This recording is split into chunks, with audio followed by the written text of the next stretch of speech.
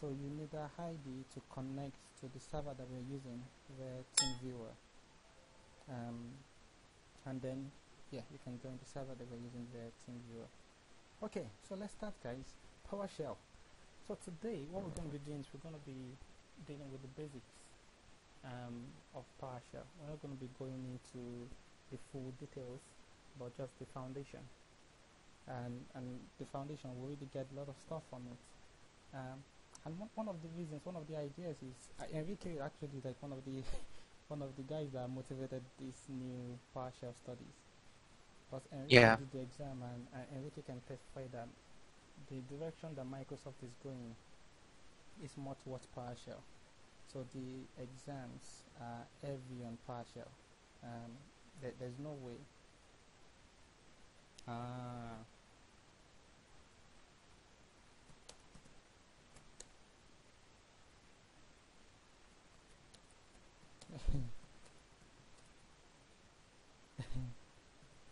Sorry, just referring to. Yeah, so the exams of Microsoft, so they're going towards PowerShell and all that. So the thing is, more recently, like many people like mention like all the time, you hear it all said all the time, and to secure your future in IT, you have to learn PowerShell. To secure your IT career, you have to learn PowerShell. You have to know how to do things in PowerShell and stuff like that. But then the thing is like, then you get like maybe little tutorials on PowerShell and all stuff like that. And sometimes I think one of the reasons is in the confusion of everybody saying yes, you have to learn PowerShell. There's no clarity as to there's no one making things clear as to what's the proper way to learn PowerShell, or what's the proper way to practice PowerShell. Because really, like anyone that has used any command line and you're good in any command line, PowerShell is not difficult to learn. But only that there's nothing clear as to what's the proper way to go about learning PowerShell. So we'll just try to cover the basics today, the building blocks and the foundations of PowerShell. So we'll just go around. So anyone wants to start first. So if you just let us know like what's your understanding of PowerShell and your current experience with PowerShell. So what would you say your current experience level with PowerShell is, and your current understanding of PowerShell? So anyone wants to go first? Enrique, you want to go first?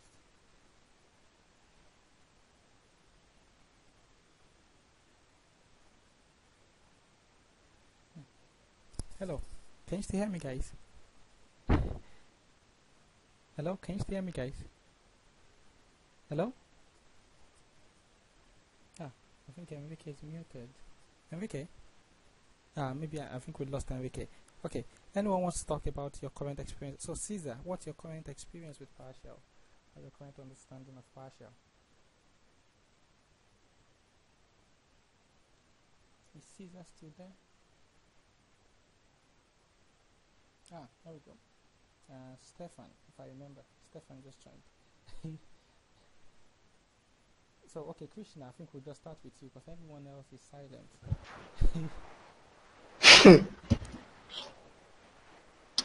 But it's my actual experience, you know? Yeah. You mean? Yeah, your current Well, experience. my actual experience with PowerShell is like medium, if because I can do some config remotely, and I can handle with some script for creating user, computer, add PC to domain, something like that. But I don't know how to use PowerShell efficiently advanced. You know? Yeah, I see. Yeah, nice one. Okay, I mean, I tell you, like, the level that you're currently at, you're way above many people already, like, in terms of, because many people find PowerShell really difficult and really complex, so that's really good. So what about you, Stefan? What's your current experience and understanding of PowerShell? How will you rate your experience and understanding at? If I remember your name properly, your name is Stefan. No problems, Caesar. That's great. So that's not bad actually. Like, no experience is not bad at all. And Nathan. Hello, Nathan, how you doing? So Stefan is not responding yet. Oh, Enrique is back here, right? So Stefan is not responding yet. So what's your current experience with PowerShell?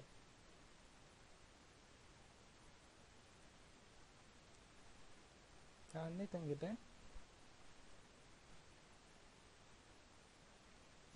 Stefan, are you there also?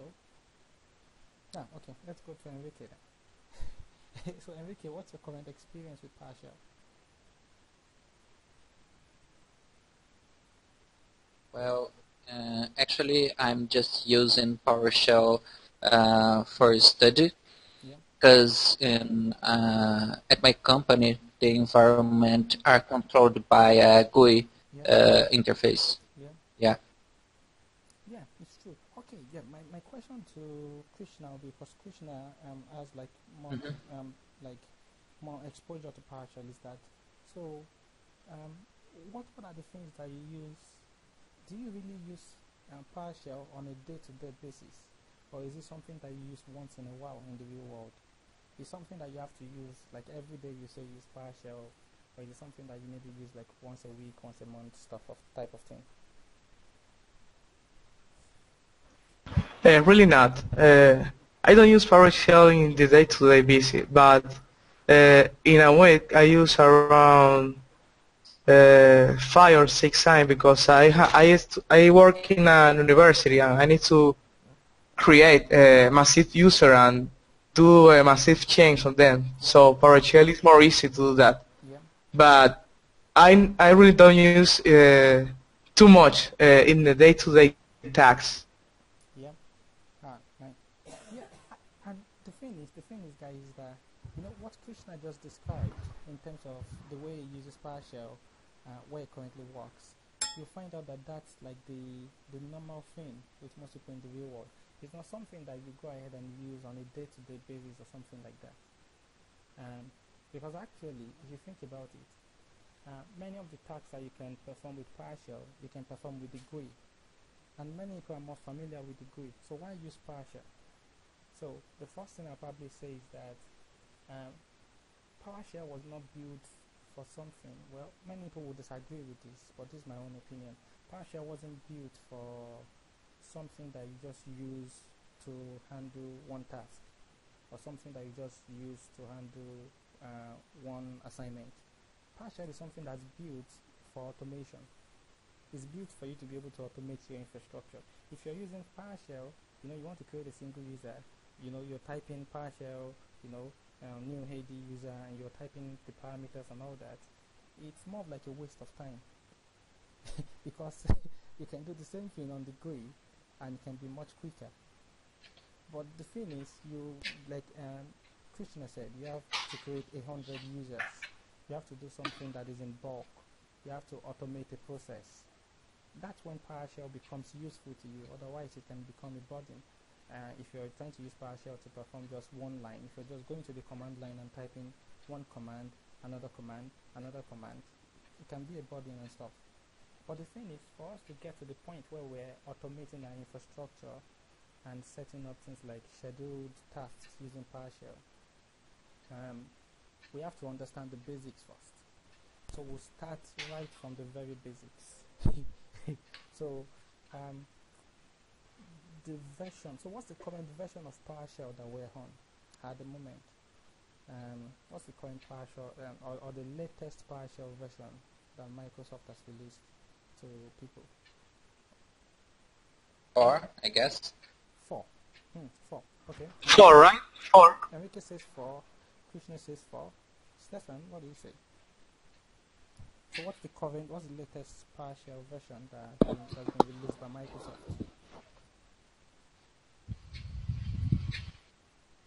What do you think, Stefan? What's the latest? Sorry, I did not hear you, David. I think it was just hang up. Yeah. So you were saying that about the basic version. I heard partially about what you just explained. Yeah. Okay. So yeah, we just find like PowerShell, and the discussion is that what's the latest? Sometimes I may have to mute. Yeah. Sometimes I may have to mute people because of the noise. No, it's okay. Yeah. So Yeah. what like the latest version of PowerShell, the latest version of PowerShell that Microsoft has released. So you can unmute yourself if you want to if you want to answer, and then we'll go from there. So yeah, you can unmute yourself, Stefan, if you want to answer. So what's the latest version? So Enrique says 4, Yeah. Krishna says 4. So what's the It's latest version? yeah, version 4. Yeah, I do agree. I think we've server 2012. We've got the version 4. Okay. Yeah. Can you hear me? Yeah, I can hear you. Yeah, nice. Actually, like Yeah. Okay. I'll say your answers are correct. Your answers are not incorrect at all. So your answers are correct. With the exception that they did release a test version of version 5. So there was a test version of version 5 that was released in April of this year. So you're right in terms of like the stable version, the current stable version is version 4. Or there was a test version that was released for version 5 in April 2014 that they are still developing and all that. And they have certain new features in it. So I think my first task for you guys would be, which of you wants to log into the server, for example, and show me how you find out which version of PowerShell is installed on this machine. So who wants to do that? So you just show me. So for example, so you get into an infrastructure, they give you a computer to work with, you know. You're supposed to be doing some tasks with them on PowerShell. First thing you want to find out which version of PowerShell do I have installed on this machine. So what implication does that have? Does anyone want to explain that? So what's the implication of the version? Or what's the importance of the version, of whether you're on version 4 or version 3? What's the importance? Anyone wants to explain that? Krishna, what do you think? What's the importance? Is there like any real importance to it if I'm using version 4 or version 3 or version 2?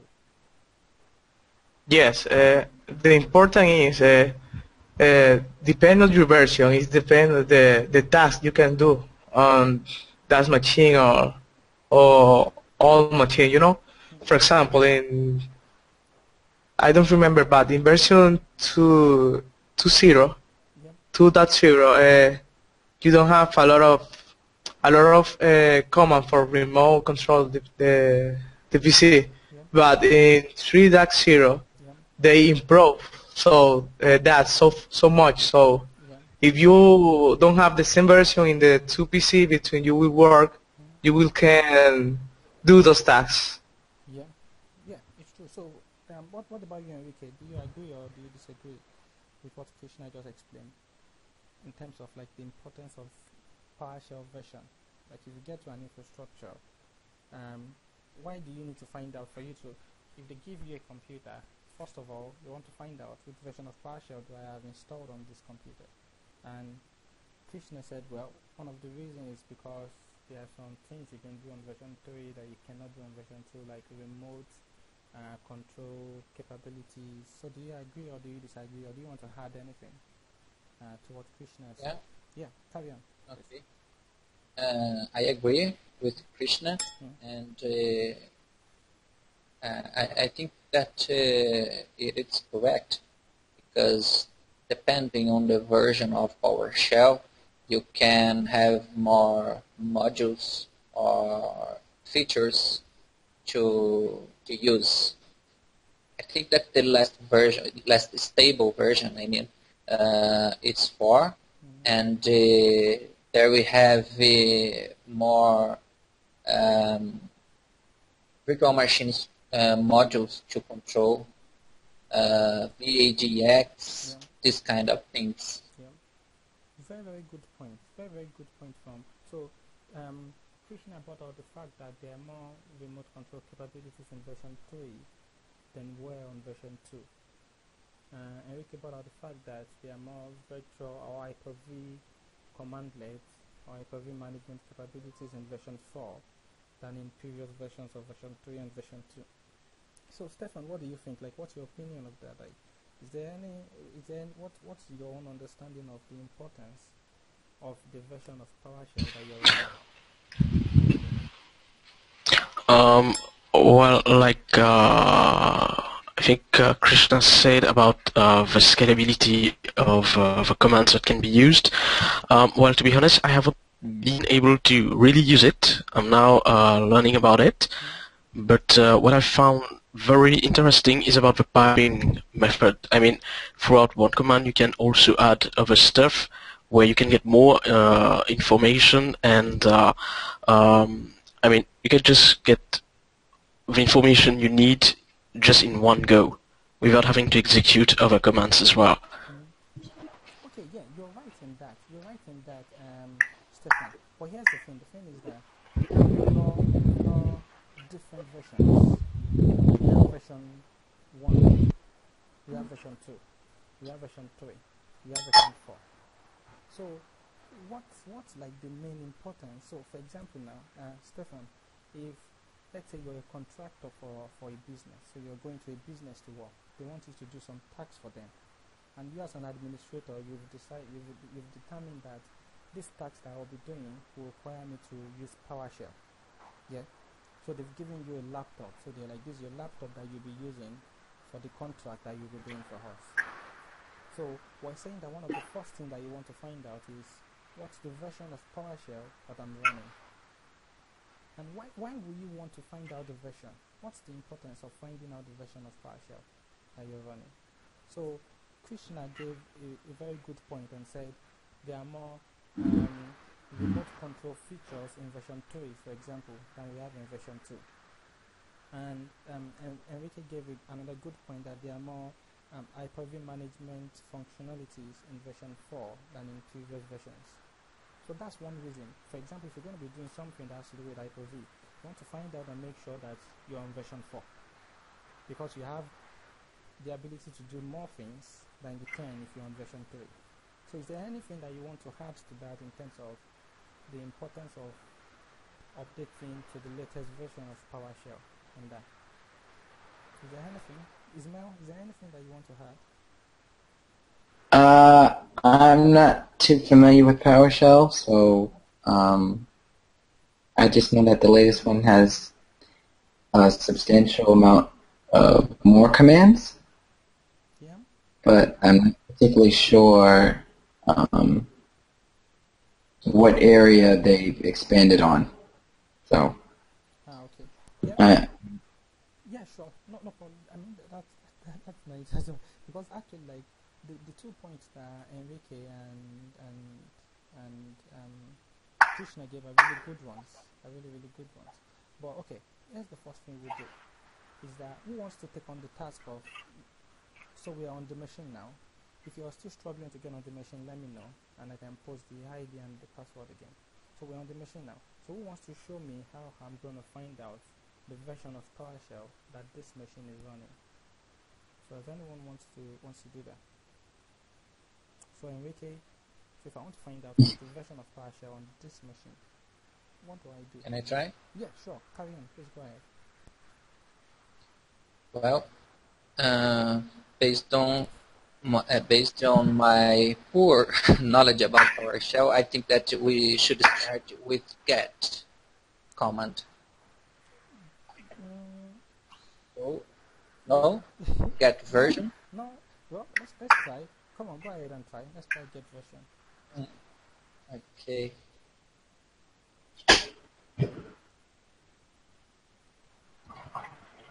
Oops.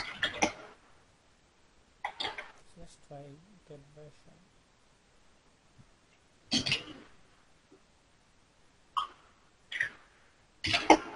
I think that it doesn't exist because I tried tab, but it doesn't complete get. Yeah, I think. Let me correct this. No. Yeah. So what about your Krishna? Actually, let me say this regarding Enrique. Enrique, I don't want you to feel bad about that at all, because you see, part of what we'll be discussing today is that you're absolutely in the right direction. Because the whole thing about learning PowerShell is not about cramming the commands. It's about knowing how the syntax works and about knowing how to put them together. So that's the whole point. So the point is, you're already thinking in that frame of mind of you have verbs and you have nouns. So, Yeah. for example, and you see that's the same way that all the commands in PowerShell works. You have to understand the verbs, the standard verbs, and the standard nouns, and then you try to put things together that way and say new AD user, create AD user. So you're basically you're basically in the right direction. The only thing is that this is one of the exceptions from that rule. Just the one to get the version is one of the exemptions from that rule. So Krishna, what do you think? Yeah, carry on. We start from trick. No. Krishna, what do you think? So if I want to get the version of PowerShell that this machine is running, what do I do? Because it's important to go into an environment. I used a command. I use the get host command. Yeah, go ahead and just see. So get host.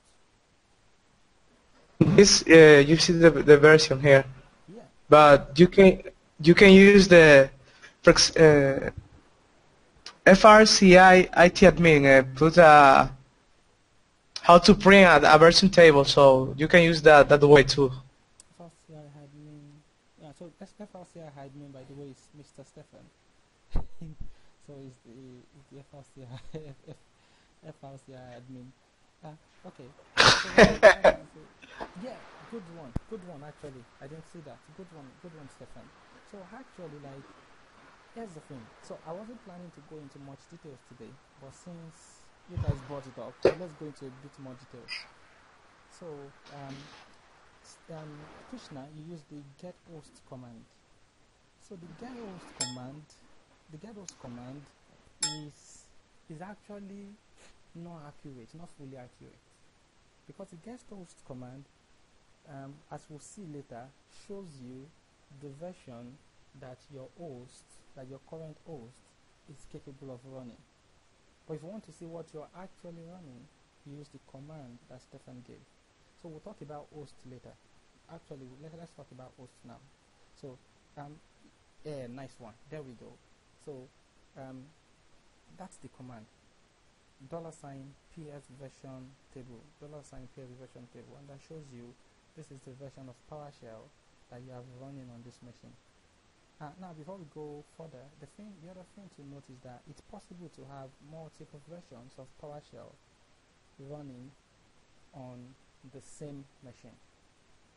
So there may be a time that maybe you want to run PowerShell version 2. I'll ask you this question, but let's go. There may be a time, let's say you want to run PowerShell version 2. So you go like maybe, I'm not sure if this will work, but let's try.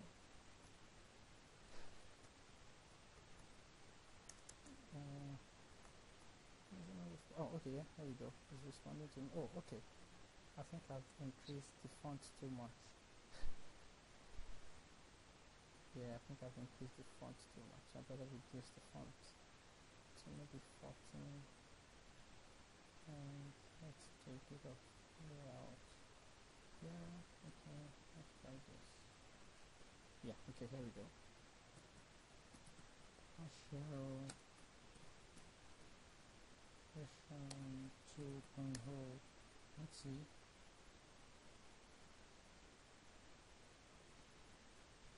Okay. So, look at this. Is version 2.0 of the .NET framework is now installed, and it is required to run version 2 of Windows PowerShell. So, what the point is, it's possible for you to be running version 2, for you to have on a single machine, you have version 2, you have version 3, you have version 4. Do you want to think of any reason why you want something like that? Any reason why you want to, maybe sometimes you want to run version 2 of PowerShell, even though you have version 4? Is there any reason? I don't know. Actually, I think that if you have for example, version 4, Yeah. it includes all the features of other versions, previous versions. Stefan, I'm not sure what's going on with your mic. I'm not sure what's going on with your mic. Your mic comes on and it's like, it makes like strong. Yeah. Yeah.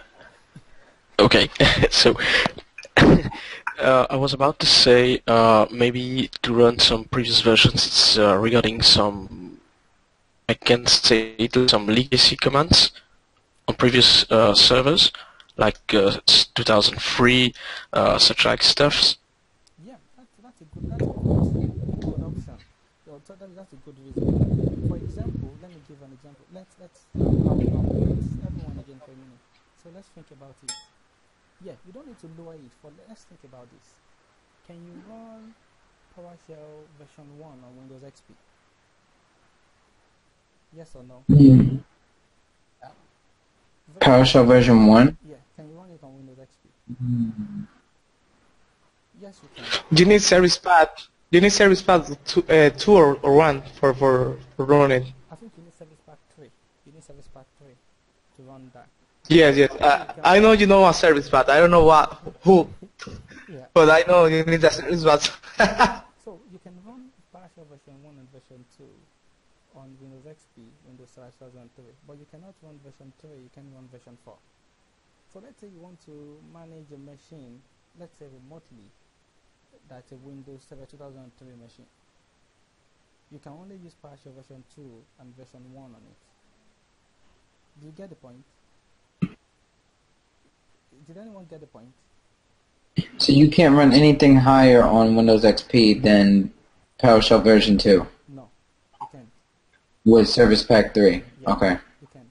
So now, let's say you want to manage that remotely. You need to use, like what Stefan have said, legacy commands, right? To be able to manage that. So that's one reason why you may want to do something like that. Doesn't it encapsulate PowerShell version 4, all of them built in? 1, 2, 3 is all built into PowerShell version 4, as well as additional commands? It is compatible, but then like what Stefan said again, there are some commands or there are some commandlets that were discontinued. In version 2 and version 3, there were some commandlets that were discontinued. So let's say it's not like an ideal situation, but it's sort of like a rare situation, like maybe you happen to want to use one of those commandlets that were discontinued, like you were running a legacy infrastructure, you want to do something legacy, something that's been discontinued in version 3. And then you want But David, sorry to interrupt. I've got a question regarding that. Let's say I need to manage a server or something like a client remotely. So this means that I need to swap from version 4 to version 2 to be like compatible with the commands that are running on the previous Windows version. How do I manage this? Yeah, think about that. Think about like what feature is supported on. There are some. I'll mute this stuff again. There are some features that are available on the new version of Windows that are not available on older version of Windows. So there are some features that are available, like maybe the older version of Windows that were discontinued in newer version of Windows. For you to be able to manage the things that are available on the older version of Windows, you need the tools that can manage them, because they've been discontinued, right? So they've been discontinued, you need the tools that can manage them, because those tools, they are no longer on. For example, I'll give you maybe this is not like a really good example, but for example, one of the things that Microsoft is doing in Server 2012 is that they are pushing the use of storage spaces rather than the use of disk management to manage your local storage.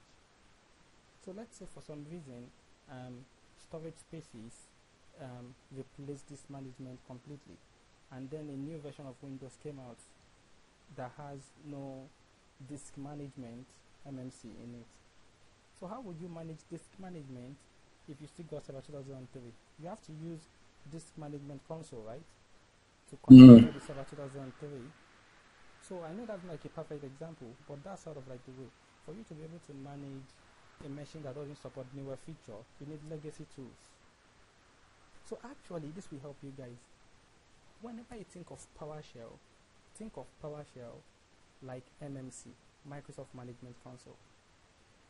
Think of PowerShell like that. So PowerShell, think of it like Microsoft Management Console. PowerShell itself is empty. Microsoft Management Console itself is empty. For you to use Microsoft Management Console, you have to add snappings, right? So you can add your certificate snapping. You can add your directory users and computers. Yeah, they all use MMC. So you can add different snappings to Microsoft Management Console. So the same thing, PowerShell by itself is empty. You have to add modules to it. So it's like operates up like a similar way. PowerShell is just like a management tool. So if you have a management tool that they have new features here, and some features have been discontinued, for you to manage an old machine that has all those old features have been discontinued, you need the old tool to be able to manage that. So that's one reason. And let's say, but for you to do that, if you want to run PowerShell version 2, you need .NET Framework 2 running on that machine. And actually, so you can have multiple. Let's even check this machine. Let's check the host rather. So let's check. Yes, version table. Oh, so we have just version 2 on this one. Yeah. Okay, so it doesn't have version 3 anyway. So let's say we upload this one and we'll install version 3 on this one. For you to run version 2, all you need to do is go PowerShell and the version number, and you can put 2.0, or maybe you have PowerShell version 4. There's no reason why you want to run version 3 because it has like other features and more. Nothing here. So you go PowerShell version 3.0, and then it's run PowerShell version 3.0. Does this install it for you? What? That doesn't install PowerShell version 4 though. How would you install it? Yeah, okay, good question. So how would you install PowerShell? Anyone knows how to install PowerShell? For a newer version. Yeah, anyone knows how you install PowerShell? So let's say I want to install PowerShell version 4 on this host machine. How would I install it? Anyone? Enrique, how do I install PowerShell version 4 on this machine? I don't know. You just need to download from the site, Microsoft site, Exactly. and install it. It's as simple as that. So there's something called Microsoft Windows Management Framework, WMF. Microsoft Windows. So let's go on this machine now. Let's go on the host. Microsoft Remote Management Framework. Microsoft Remote Management Framework. So you have version 3.0. So download Microsoft Remote Management. Let's go to version 3.0 first. So look at this, Microsoft Remote Management Framework 3.0. It includes Windows PowerShell 3.0, WMI, Windows RN, and this one. So the same thing, if you go and download Microsoft, not Remote Management, Microsoft Management Framework, not Remote Management. Microsoft Management Framework 4.0. 4.0 includes PowerShell 4.0. You get the point. So all you need to do is download and install this. So actually, let's do that now. So let's download. So if I were to download this one, I can select what I want to download. So the thing is for you to. And wait, was there a download button there? I didn't see it. Sorry. Sorry, what did you say? Sorry. Was there a download button on the Microsoft site? I just didn't see what you clicked on. Oh, okay. This one. Yeah. Okay. So you basically select it and that's you. Yeah. What do you want to download and install? So let's say I want to download and install this one. So notice it's going to download and install all these things that I've selected. Actually, I don't need all of them because some of them are just documents. But part of what is going to download and install is .NET Framework that matches the version of PowerShell that you need. Just like when we ran the command, it says for you to be running version 2.0, you need .NET Framework 2.0. Does anyone know the reason for that? What's the reason? Why do you need .NET Framework? It's simple. It's because PowerShell is built on .NET Framework. So for you to be running PowerShell version 3.0, you need .NET Framework either 3.0 or 3.5. For you to be running PowerShell 4.0, you need .NET Framework 4.0 installed on the machine. So let's go ahead and install it actually on this machine. So let's go, this 4.0, let's go next. I don't know why I can't download it. What? Sucks. No, I'm trying to download it on my host machine, Yeah. and I don't have it. I don't have a download icon here for some reason. I don't know why. So just go online and search for Windows Management Framework and the version that you want. Yeah, that's what I did. And then, you know where you can choose the language English? To the right, there was a download icon. I don't have that download icon. I don't know why. My server is broken. No, I have no idea why. You can share your screen from the Hangout if you want, so we can see what you see. Let me see if I can. Yeah, you can. No, because I'm not on my laptop. I have a desktop that I'm working on. So what did you say happens again? So when you go on that Yeah. site, So okay. So if you go to your browser, just do as the way we did it, Windows PowerShell 4.0 download. Took me to the same site as you. Yeah.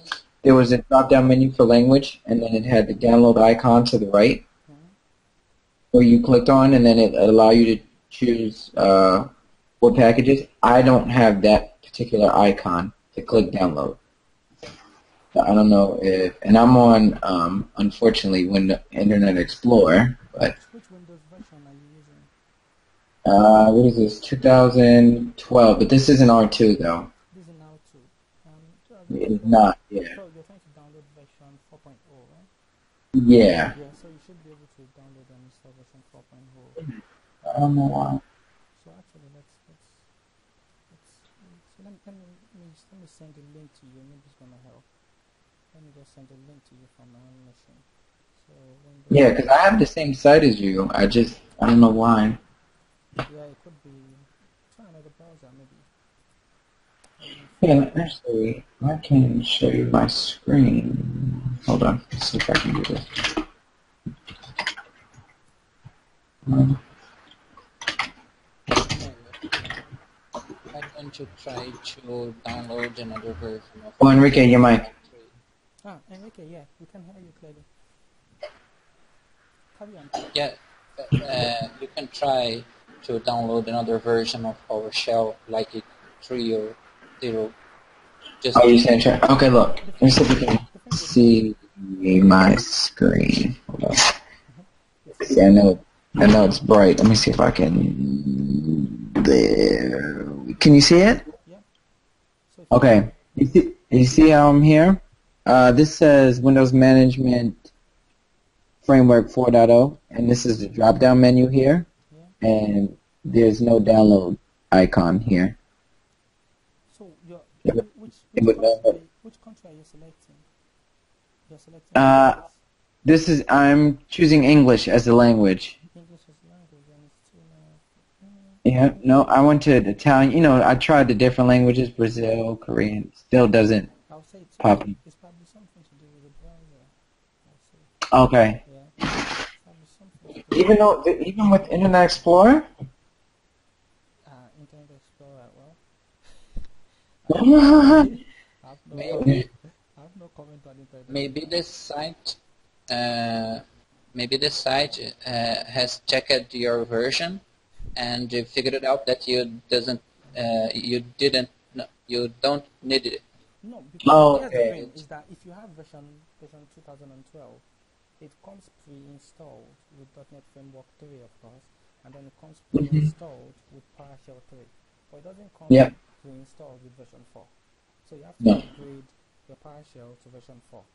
So if you have version 2012 R2 and Windows 8.1, it comes pre-installed with PowerShell 4 and .NET Framework 4. So if you have 2012 or just Windows 8, you have to upgrade it. So for example, if you use the command ps version table to see your current version, and and you see it should probably be running version 3 if it's not been updated. Otherwise, if Enrique is right, you've probably updated it. So you may want to to check your version first. Yeah, when I checked it, I'm at version 3.0 in the framework. Yeah, so Yeah. let me see. I'm gonna try and restart the server. Let's see. Yeah. Okay. Actually, yeah. We'll move on. We'll see what happens. Then let's move on a bit.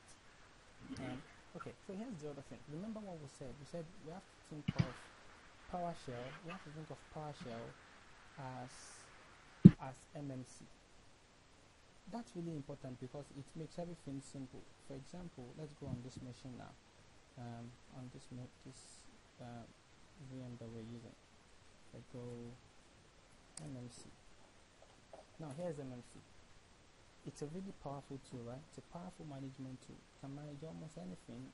Well, not everything, but almost anything in your Windows infrastructure. But MMC by itself is empty. For you to be able to do any task with MMC, you need something called snappings.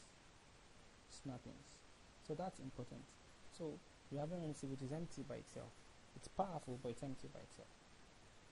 So you have to load something called snapping, so I can go harder in the snappings. And I can add as many snappings as I want, like all these snappings. I can add, if I want to manage certificate or the certification authority of my infrastructure, I can click this certificate snapping, click add, select whether I want to manage the one for my user account, for service account, or for my computer account, click finish, and load that snapping. And now using MMC, I can manage the certificate. And the same MMC, I can use it to manage Active Directory users and computers. I can use it to manage the Exchange environment because they are all built up. The Exchange Management Console is built on MMC. And with the same MMC, I can use it to manage many things. So think of, we'll come back to that one. Think of PowerShell the same way. PowerShell by itself is empty, except you load snappings into it. So does anyone know what the snappings of PowerShell is called, or what they are called? So PowerShell by itself, it's empty. You have to load snappings into PowerShell before you can use them. So what are the snappings called? Any idea? Caesar, you've been really quiet. So any idea? Okay, yeah. So any idea? What are the snappings of PowerShell? What are they called? I was about to say PS snapping. Nice one. Maybe. Okay. You're right. Actually, you're right. Both of you are right. Nice one. So what you said, you said PS snapping, right? Yeah. Nice one. So here's my question. So Stefan said PS snapping. Enrique said modules. So both of them are right. So there are two, so the same way you have snappings for Microsoft Management Console, and you can load any snapping for any part of Windows that you want to manage. Yeah. So okay, Stefan is posting something in the chat window. Let me have a quick look. Okay, yeah, import mode. Yeah, nice one. So that's where we're going now. So now, again, remember, just think of, when you think of PowerShell, think of it as MMC. It's empty. For you to work, you have to load certain snappings into it. So the snapping, they can either be modules or PS snapping, PowerShell snappings. So what's the difference between these two? What's the difference between PowerShell snappings and modules? Anyone? Krishna, what do you think? And after Krishna, I'll go to Ismail. And then Caesar. So what do you think, Krishna? So what's the difference? So PowerShell empty, you can load snappings into the same way you load MMC snappings. So what's the difference? So there are two types for PowerShell. We have modules, we have PS snappings. So what's the difference between these two? Because these are the building blocks that we have to understand what's going on with PowerShell. You say what the difference between MS, PS snapping and snapping from the MS console, right? No, PS snapping. So again, remember MMC is empty, right? Yeah, right. So for you to use MMC, you have to load snappings into MMC. Right? So you have to Yeah, right. You have to add snapping into MMC, you go file, add snapping. So the same with PowerShell. PowerShell is powerful, but it's empty. For you to use PowerShell, or for it to be useful for you, you have to load snappings into it. And we said there are Yeah, types. correct. Enrique mentioned modules, which are correct. And Stefan mentioned PS snappings, which are correct. So what we're now saying is that Yes. what's the difference between these two? Which one would you use? The difference is every piece snapping or model bring with a bring with a group of command from his particular program. For example, if you add the piece snapping from Exchange, he will come with a lot of command that we'll use on Exchange. So the powerful PowerShell is you can load a lot of piece snapping, and you can connect all those piece snapping for do something that you want to do. For example, you can add the exchange snapping, and you can create an user and pass through the user. You also create for creating a mailbox, for example. So you can do that in a script. And you don't have to go to the GUI to do that. You're right. That's the powerful that. No, you're right, Krishna. You're right. You're absolutely right in terms of that's the way it works. So you have PowerShell. So the same way you do with MMC, if you want to manage anything that has to do with DNS, you load the DNS snappings. So when you load the DNS, well, don't let me say snapping. You load it, yeah, let's call it snapping for now. You load the DNS snapping. So when you load the DNS snapping, it will give you access to DNS commandlets. So you want to manage Yes, correct. DHCP. You load the DHCP PowerShell snapping, and it will give you access to DHCP commandlets. You want to manage direct access. You load the direct access and PowerShell snapping, and it will give you access to direct access commandlets. But here's the thing: there are two types of PowerShell. There's PS snapping, and there are modules. Yeah, there are modules, and then there are PS snappings. So, for example, we go on this computer now. We can go get modules, which we discussed earlier this week, list available. So let's go, sorry, it's not get modules, it's get module. Get module, list available, and it will show you all the modules that have been loaded onto this PowerShell. So that means I have access to NFS commandlets, I have access to PKI commandlets, to print management commandlet. So these are the snappings that basically, like, let's call it snappings for now, that have been loaded. So but the difference is these are modules, right? So what's the difference between PS snapping and modules? That's the question. Ismail, what do you think? What's the difference between the PS snapping and modules? Because it will help. What do you think, Ismail? Oh, wait. Okay, there we go. I think that modules are used for version 2 of PowerShell, and subsequently are less secure than PowerShell snap-ins. So You're on the right direction, but you just got it a bit mixed up. So here's the brief history for that. When Microsoft first came out with PowerShell version 1, yeah, they were like, yeah, we have this idea for this great command line 2 and all that. So we're going to create something called PS snappings for them. So it will allow it will allow developers to create snappings for them. So we'll have this base that people can develop snappings for, and we can add snappings to them. So that was in version 1. So snappings were good, were okay, like when they first came out, but they were too cumbersome by this. If you open PowerShell version 1, you go to your computer and you go start, look for accessories or administrative tools, click PowerShell. Then what you have to do first of all is, if you want to manage DNS, you have to go, add snapping DNS, enter, then it will load DNS snapping. So the thing is, think of how many things you can manage with PowerShell, and then you have to be typing and loading all these snappings one by one like that. Same way that MMC works. You go add this snapping, and we will download the snapping. Then the thing is, then Microsoft will announce, oh, we've released a new snapping for Exchange, and you're like, wow, this new snapping for Exchange. Then you go to download it from Microsoft. Then you install it on your machine, and you register the DLL, the dynamic link library, on your machine. So after you register it, then you go on PowerShell and say add this snapping, and then it's not as if you go add this snapping and then you close your session and then you come back the next time, it's there.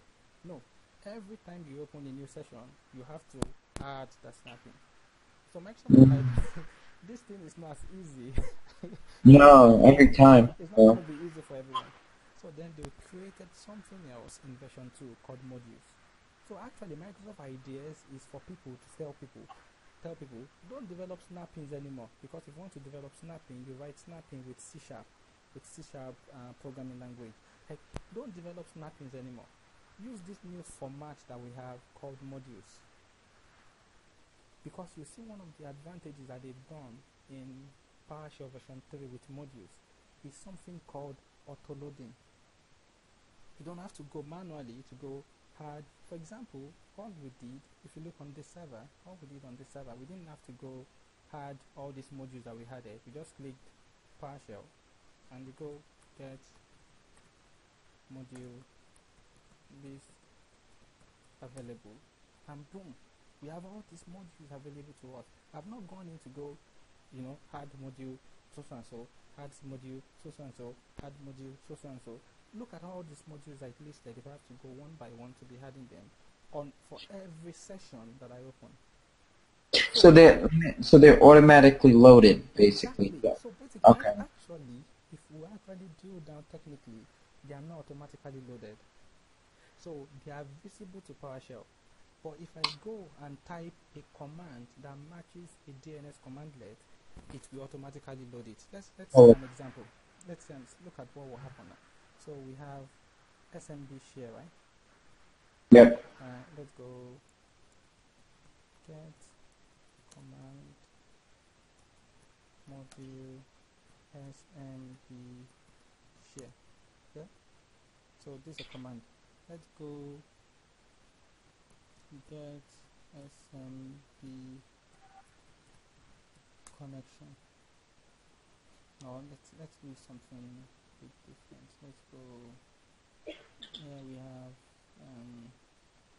let's go netlbfo. Okay.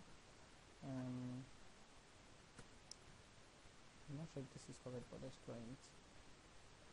That's netlbfo.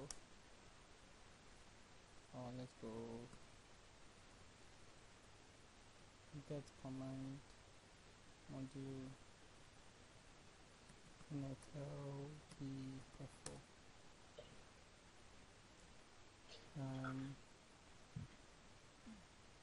Get netlbfo.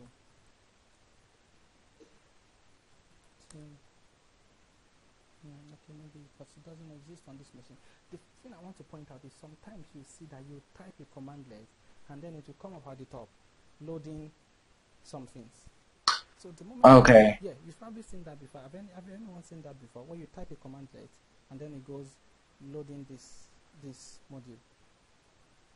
Yeah, I did it when I was updating. I think when I was when it doesn't have the command loaded and it has to find the updated version and it has to pull it from somewhere. I'm guessing that it has a loading bar with zeros. Yeah. So actually, I think maybe this will probably be a good way to point this out. If you go this here and then try to do something on DNS. Also, yeah. But the point is, it gives an appearance as if it's loaded them, but it's not actually loaded them till you type the first command. Then it goes to load that module to memory. But it takes away all the troubles of snappings. So snappings still have that trouble till today. So Microsoft has advised developers, stop developing snappings, yeah? Develop modules now. But the thing is, if you go out there and go download free, PowerShell snappings, you still find lots of PowerShell snappings available online, that you can load into your PowerShell. But that's like the difference between snapping and modules, is that one is legacy, version 1. But the thing is, snappings, you can still add them to version 3 or even version 4. But Microsoft has advised give it up. Use module Okay. instead. Yeah. Can you download modules as you do snap-ins, or? Exactly, you can. So it's the same way. Okay. For example, there's a popular company called Quest. They then want no Quest. So they make a lot of Active Directory tools, and they make them much better than Microsoft. Like for example, Quest have like all these Active Directory management tools that can do stuff that Microsoft tools cannot do.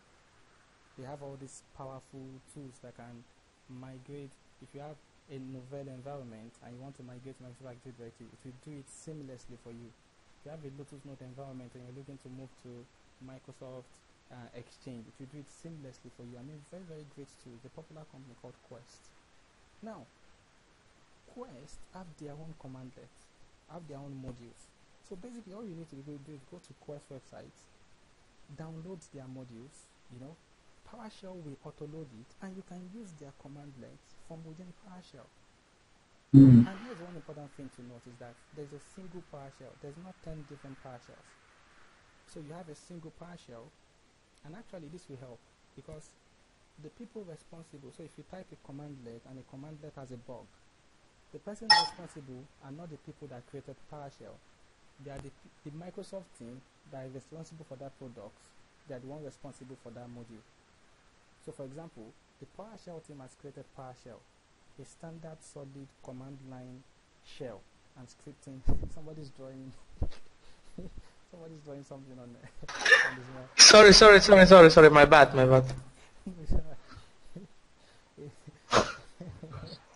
It's good this way. The PowerShell tool that what was I saying before? I forgot what I'm saying. What was I saying before? I was talking about okay, yeah. So they created a strong PowerShell tool, which is a scripting language, right? And also a shell, a command line shell. So the Exchange team, they are responsible for creating their own Exchange module for PowerShell. The SharePoint team, they're responsible for creating their own SharePoint module for PowerShell. In the same way, they can have an application.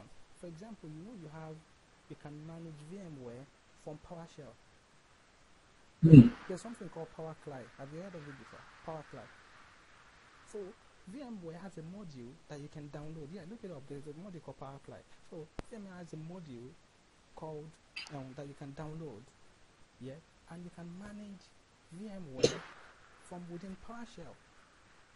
Same thing with NetApp. NetApp has a module. So you can, so all these applications that you install on Windows, you can download, they can create their own modules, and PowerShell can load those modules, and you have new commandlets available to you.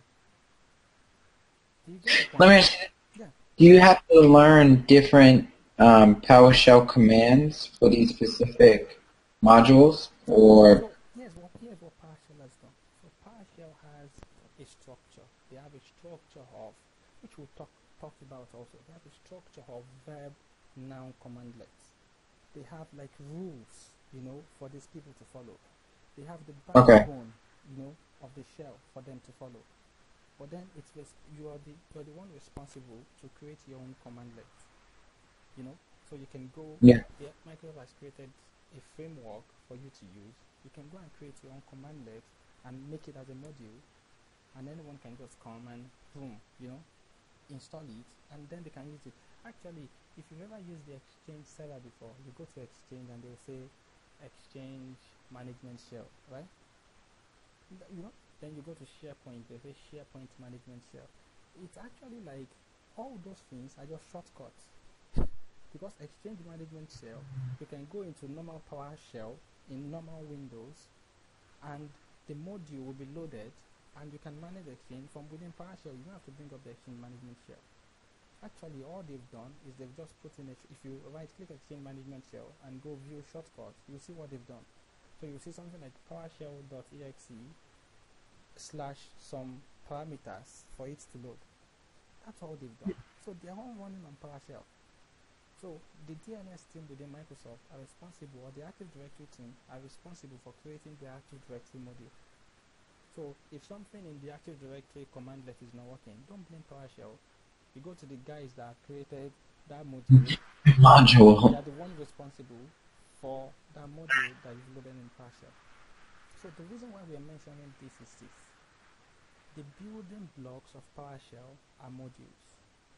They're important because the module that you have access to in PowerShell will determine the commandlets that you can use. So that's the main, that's like the building blocks. So you have access to the DNS module. For example, if I want to have access to DNS in MMC, all I have to do is what? Add the DNS snapping, right? Yep. Let's say I want to have access to be able to manage disk, right? All I need to do is add the disk manager snapping, and boom, I can manage disk management from within MMC, right? Same thing with PowerShell. If I want to manage DNS from PowerShell, all I need to do is install the PowerShell module that manages DNS. Okay, Enrique says just type ISC instead DNS. Yeah, let's do what Enrique says. Just type ISC.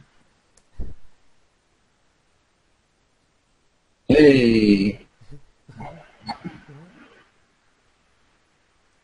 Yeah, nice one. Okay, so yeah, actually Enrique, thanks for bringing that up, because actually this one will help you to see. For example, we have ISA here, right? Look at this at the top. What's it called? Modules. Can you see that? Oh, yep. Then look at all these modules are the modules that are installed on this system. Can you see? Yep. So these are all the modules that are installed on the system. So if I go to this module, for example, NetLBFO, it's like these are the commandlets associated with this module. That's all, you know. If I want to know which commandlet associated with NFS, these are all the commandlets associated with NFS. But these are not loaded. These are just telling you the different commands within the module to load it. Here's the thing, that's the concept of modules. That's why we're moving to modules. Because it's auto-loaded. You don't have to manually load them. Before, in PowerShell version 2, you have to manually go, the command you use is this command here. So if I go to this one, and I go, let's bring up this console again, and I go get command. It's still available in version 3 and even version 4. Snapping. Yeah, look at this command. Hard snapping, get snapping, remove get PS snapping, hard PowerShell snapping, remove PowerShell snapping. So these are the commands that you use if you are still using modules. If you are still using old, PS snapping. Yep. But I'll tell you the process. So this is the process. If you download it, let's say you go online now. Let's go. Yep, that's the way. Let's go online. Let's go. The VMs are not connected to anything, but let's go. Download free PS snapping. Yeah.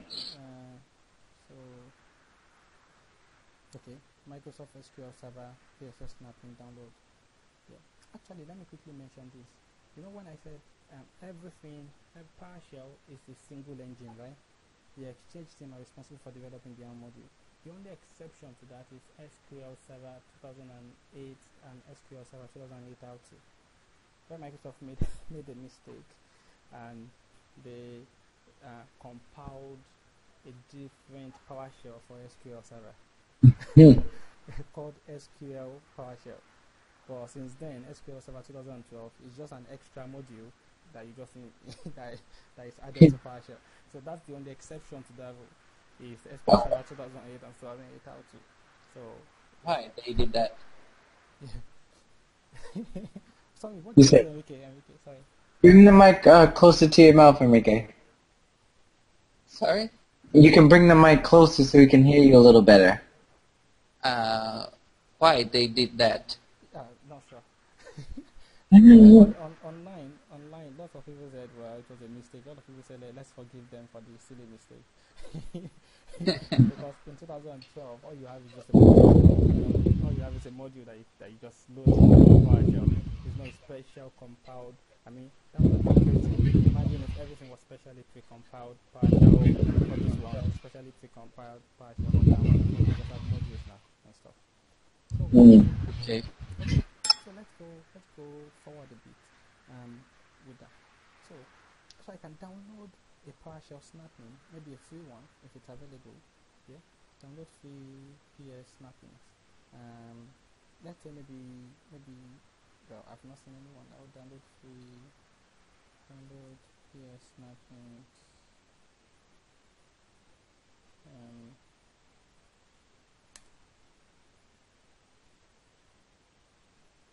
Yeah. So all you need to do is if you can find a place. Oh, okay. If you can find a place to download the PS snapping, you have first of all have to download it on your machine. So after you download it on your machine, then you install it on your machine. After you install it on your machine, it will install a DLL file. And you know the way you register DLL files, dynamically library. So you go to register it, register server, 32, register the DLL file on your machine. So once you register it, then PowerShell will be able to see it. Then you now go into PowerShell and you now go add PS snapping and the name of that snapping and enter, boom, and then it will load it till the next session. Then you close it. Then the next session you bring it up. Then you have to go add PS snapping. And then you have to go to another machine that you have and then download it and install it and register the DLL and then go add PS snapping. So it doesn't do auto loading. But modules, they auto load. You don't have to go import this module. You don't have to do that. Okay, so it just pulls that specific command when it needs it. Yeah, exactly. Install the module on the system. For example, if you install remote server administration tool, it will install a lot of modules that you can use to remotely administer Windows, like DNS module, DHCP module. So it will install all those modules on your machine, and then you can just go into PowerShell, go, this module, and then boom, it will load it into memory without you having to go import this module and all that. So yeah, so that's a good one. So the other thing that I want to, let's go a bit further is that, okay, so now we've established the fact that PowerShell itself is empty. The way it works is you import, you have these modules that are auto-loaded into it, and depending on which modules are loaded, you have commandlets for each module. So if you want more commandlets to manage DNS, you just need the DNS module installed, right? And then you have DNS commandlets available to you. So here's the starting point for learning PowerShell. Know the modules that are available. That's the starting point. Know the modules that are available. That's the number one starting point. And Enrique got that exactly when he mentioned the way to get like the modules and all that. So you can either go to our ISE and you can see all the modules that your machine can see. Yeah, and the ISE is so good it will even show you the commandlets. So here's the thing: if you want to do anything related to HiveSCSI, which module would that be? HiveSCSI. Exactly. It's so simple. It's simple as that. The module that if you want to do, let's say we've loaded the DNS module here. You'll see DNS here, and then that's the thing that you'll be dealing with. So you have, if you want to do anything that has to do with DNS client, not server this time, just client, you have the DNS client modules. Module, and these are all the commandlets available with this module. So that's the first thing. Know how to get your modules. So again, let's use our illustration. Stefan has been given a contract. So the contract you've been given, you go to the site, they give you a laptop, you're going to be doing a lot of things that have to relate to PowerShell. First thing you do, check the version of PowerShell that you have. So you make sure you run the latest version. If not, download it from Microsoft website, install it. Then number two thing is, the modules that I'll be working with, maybe we're doing something there to DNS, are they even loaded on the machine that I'm on? Maybe I want to be doing a lot of bulk DNS management. So is DNS even loaded? First of all, you have to get all the modules on your system and know is it loaded or not. So Enrique, I'm sure, knows the answer to that. So Enrique, how would I find out from PowerShell, not with IS, even though IS is really good too. But from PowerShell, how do I find out which modules are loaded on my machine? We already know how to find our version of PowerShell. So the modules that are loaded, how do I find out? So which commands do I use to find out? I think that is get module. Yeah, go ahead and use get module. Let's see.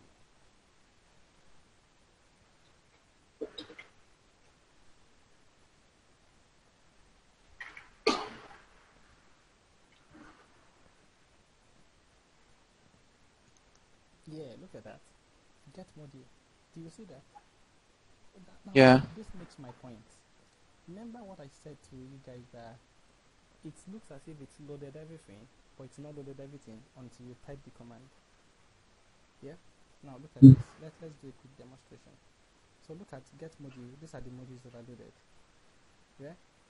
So let's go back to ISC and see some of our other modules. So let's go ISC. So let's see DNS client, right? So let's go back to Powershell. So let's use this command get DNS client. Now you see when Enrique did get module, did you see DNS client here? Yeah.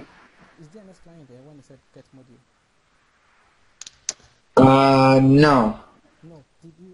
So does everyone agree that there's no DNS client there, right? When you said get Yeah. module, no DNS client. So look at what happens. Let's run a DNS client command. Get DNS client, right? Now let's go down. There you go. Here we go. So get DNS client, right? It's done. So look at this. Let's go get module again. Can you see that? Yeah. So it actually it automates it as you type the command. You don't have to go import module DNS client. All you need to do is type a command that matches that module, and boom, it will load it. So that makes it, yeah. So that's like the advantage of PS modules over PS snappings, which is why Microsoft is advising don't use them anymore. Yeah. Let me ask you something. Yeah.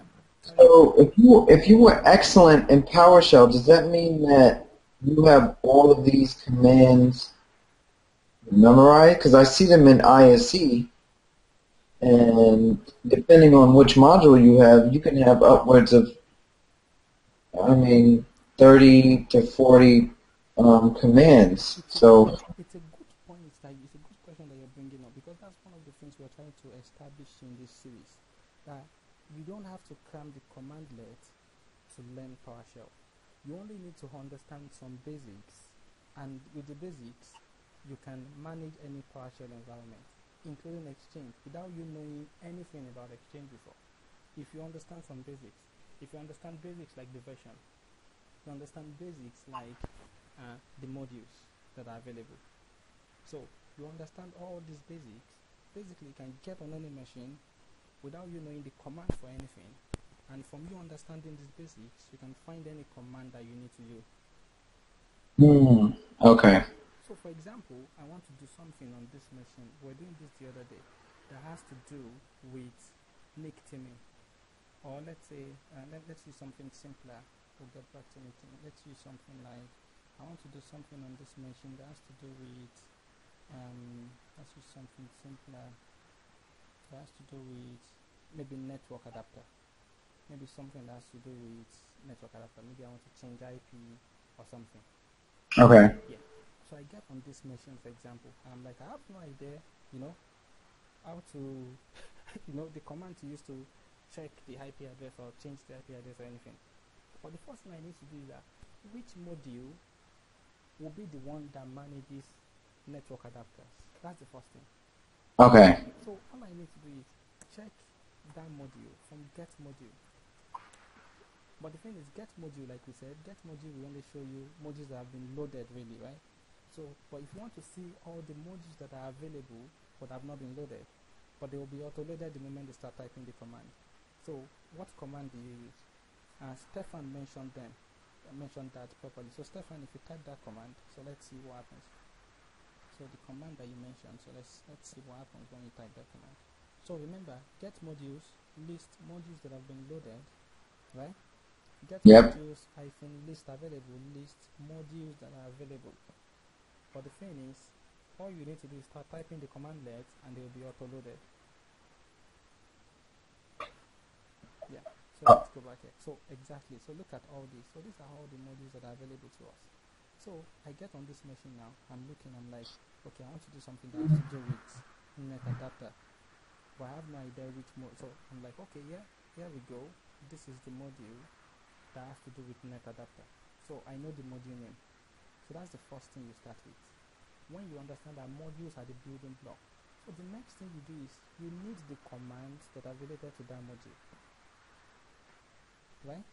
Yep, because you need to figure out what to do within the module. Yeah, exactly. So now so maybe you're like, oh, they've asked me to create a new nick team, but I have no idea how to do that with PowerShell. So you're like, which module has to do with nick teaming?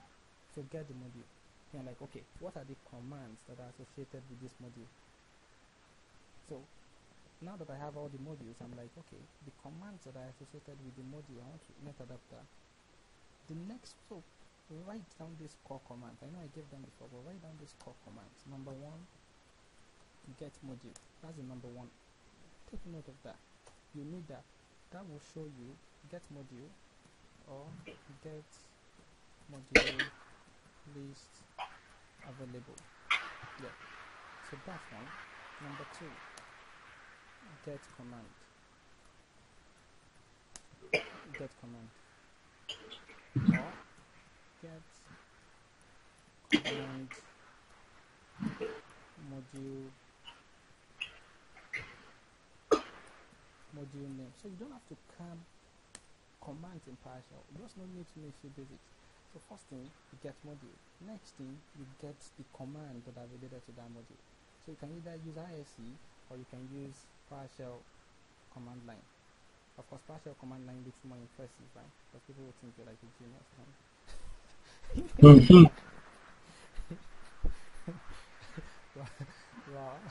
well, and it's not difficult. So all you need to do is get command, right?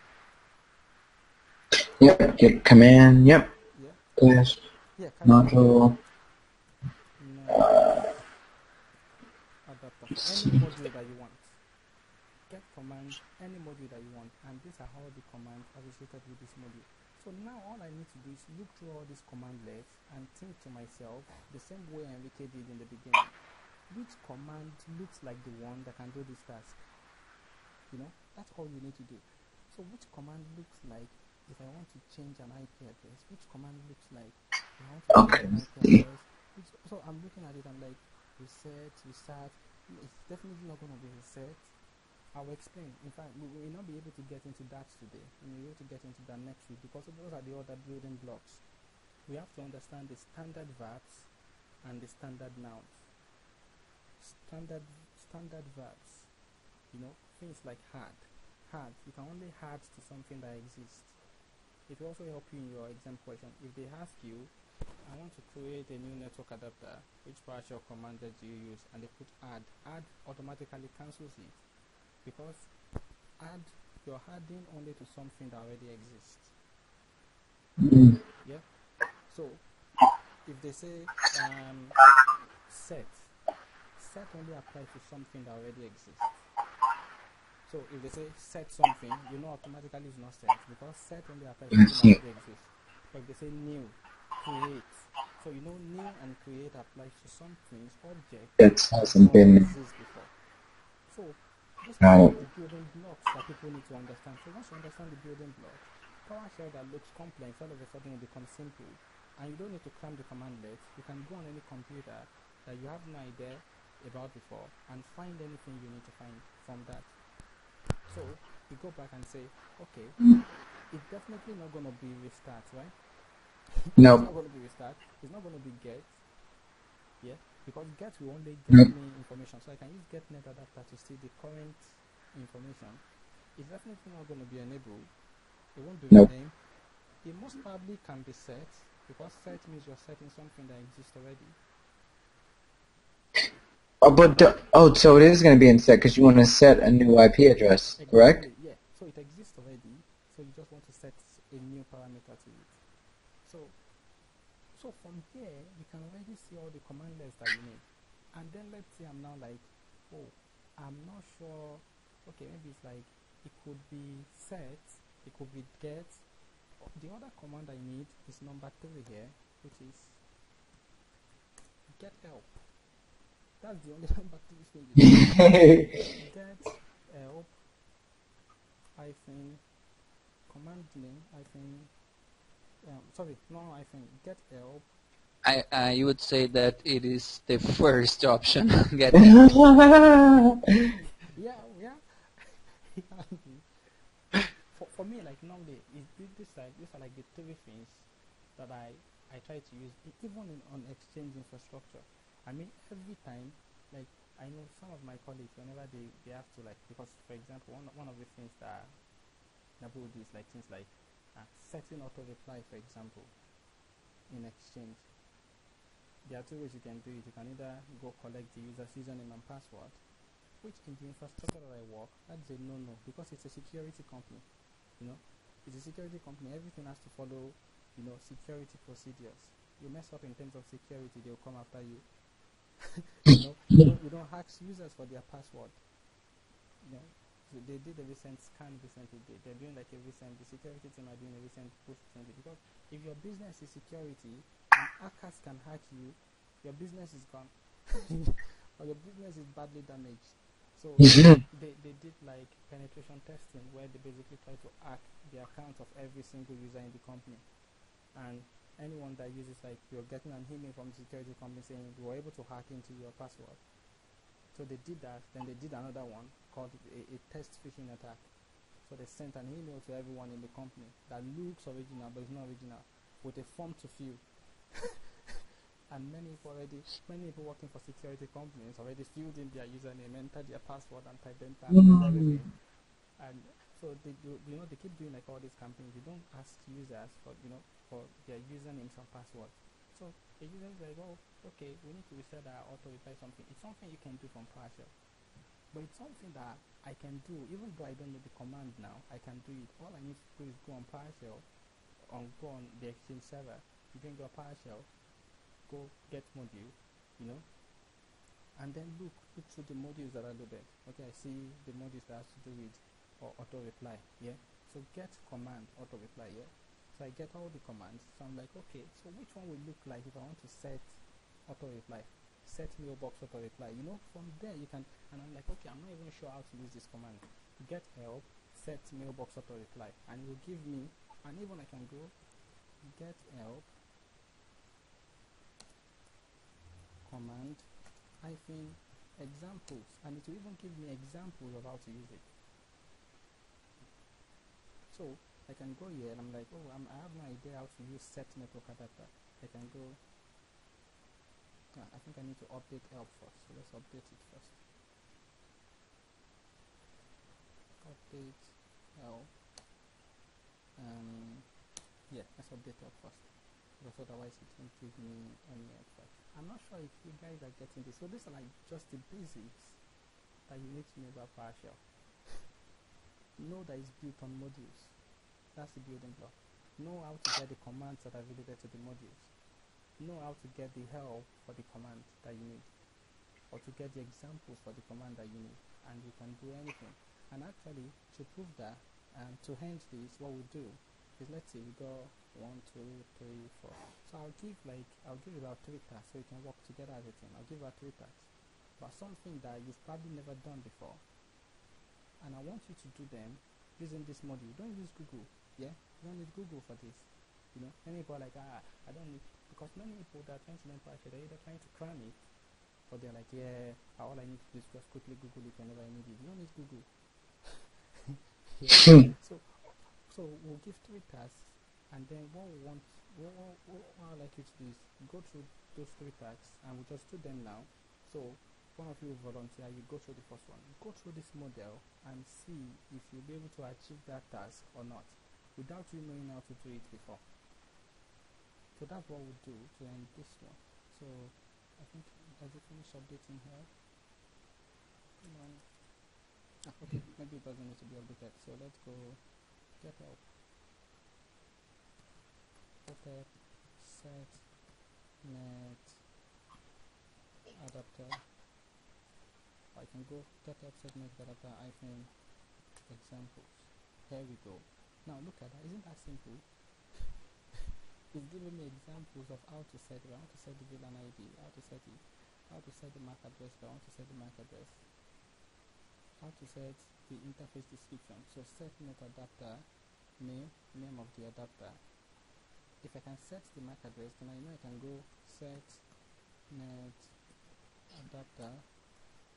I can enter the name here. So after I enter the name, let's say the name is... Oh shit, it shows you. What? No, I'm saying it shows you exactly how to... Yeah, exactly. Okay, connection. Maybe level connection 1. Let's say that's the name. I can go hyphen. Again, this is another thing to note. You can go hyphen and go tab. And that should show me what I need to do to set my IP address. So whichever one that looks like I can use to set my IP address. If there's none, let's see. Included VLAN ID, MAC address, no response, SIM session. So I cannot even find any one that looks like I can use to set my IP address. So maybe it's not set net adapter. So maybe it's something else. So let's see. So maybe it's something else. If it's something else, you need to do is go to the stuff again and find out which one is it. Oh, let's go get everyone just get net adapter. Get net adapter. Maybe it's not get net adapter, maybe it's something else. Now let's go get net adapter hyphen name interface description interface index included in physical sensation.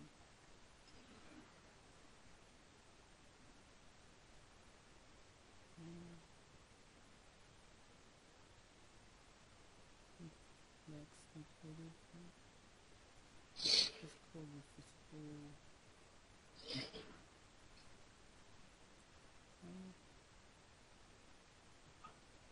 Let's go back to it. Let's go get command module again. Maybe it's not that. Net adapter. So maybe it's not that. So let's see. Set net adapter. Maybe set net adapter advanced property. Could be, you know. So we try that again and see. And if we're not sure, we just go and go set net adapter advanced property. We go enter. I'll go making examples. And you show me examples of how to use that name. Okay, this is even more to my detail. So let's go back. So that's all you do. So you get the thing that you need. And this will especially help you for your exam because you become familiar with the commands. Let's try this one. Let's get the binding. Not sure. So let's go get let's go get a set net adapter. Let's see.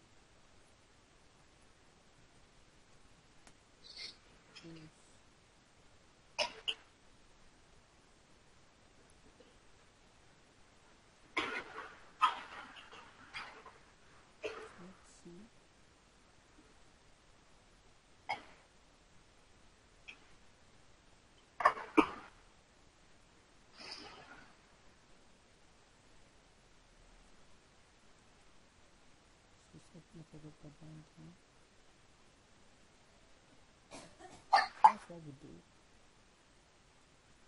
You find whatever you're looking for.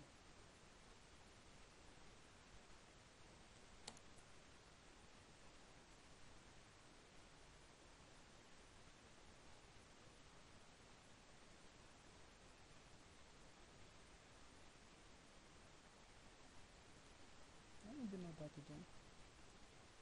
I'm going to command the net adapter. Let's open and make sure I will see. Can anyone see anything that you think it could be?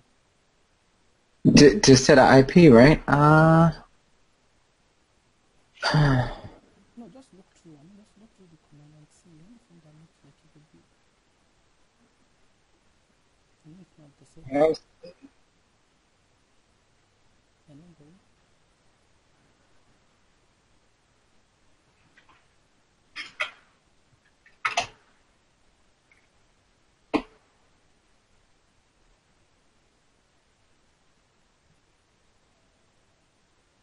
Looks like setting it adapter, but maybe just the name is now.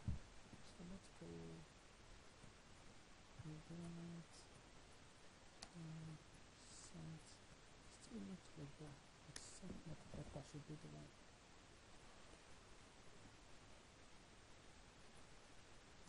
Get oh sorry, net adapter.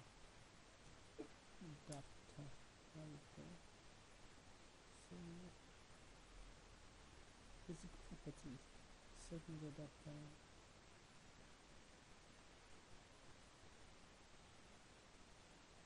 Set net IP interface. Okay. So maybe where so is there so let's go get modules again. Modules, right? So list available. So the issue Yeah. we probably went for is get module, not modules.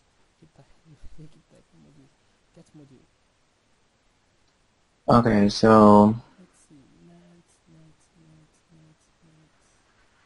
So there's net adapter. there you go. Net security. Net TCP/IP. What is that? Oh, okay. Here we go. So the issue was we picked the wrong module, right? That's what it was. Okay. So let's go get.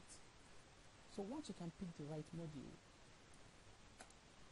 you can basically get anything you need. So get command net TCP IP.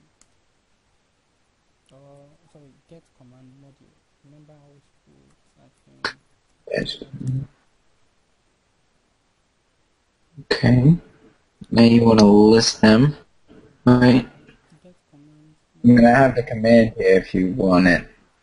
Let's see. Actually, let's see. Is it net TCP IP, right? Yep.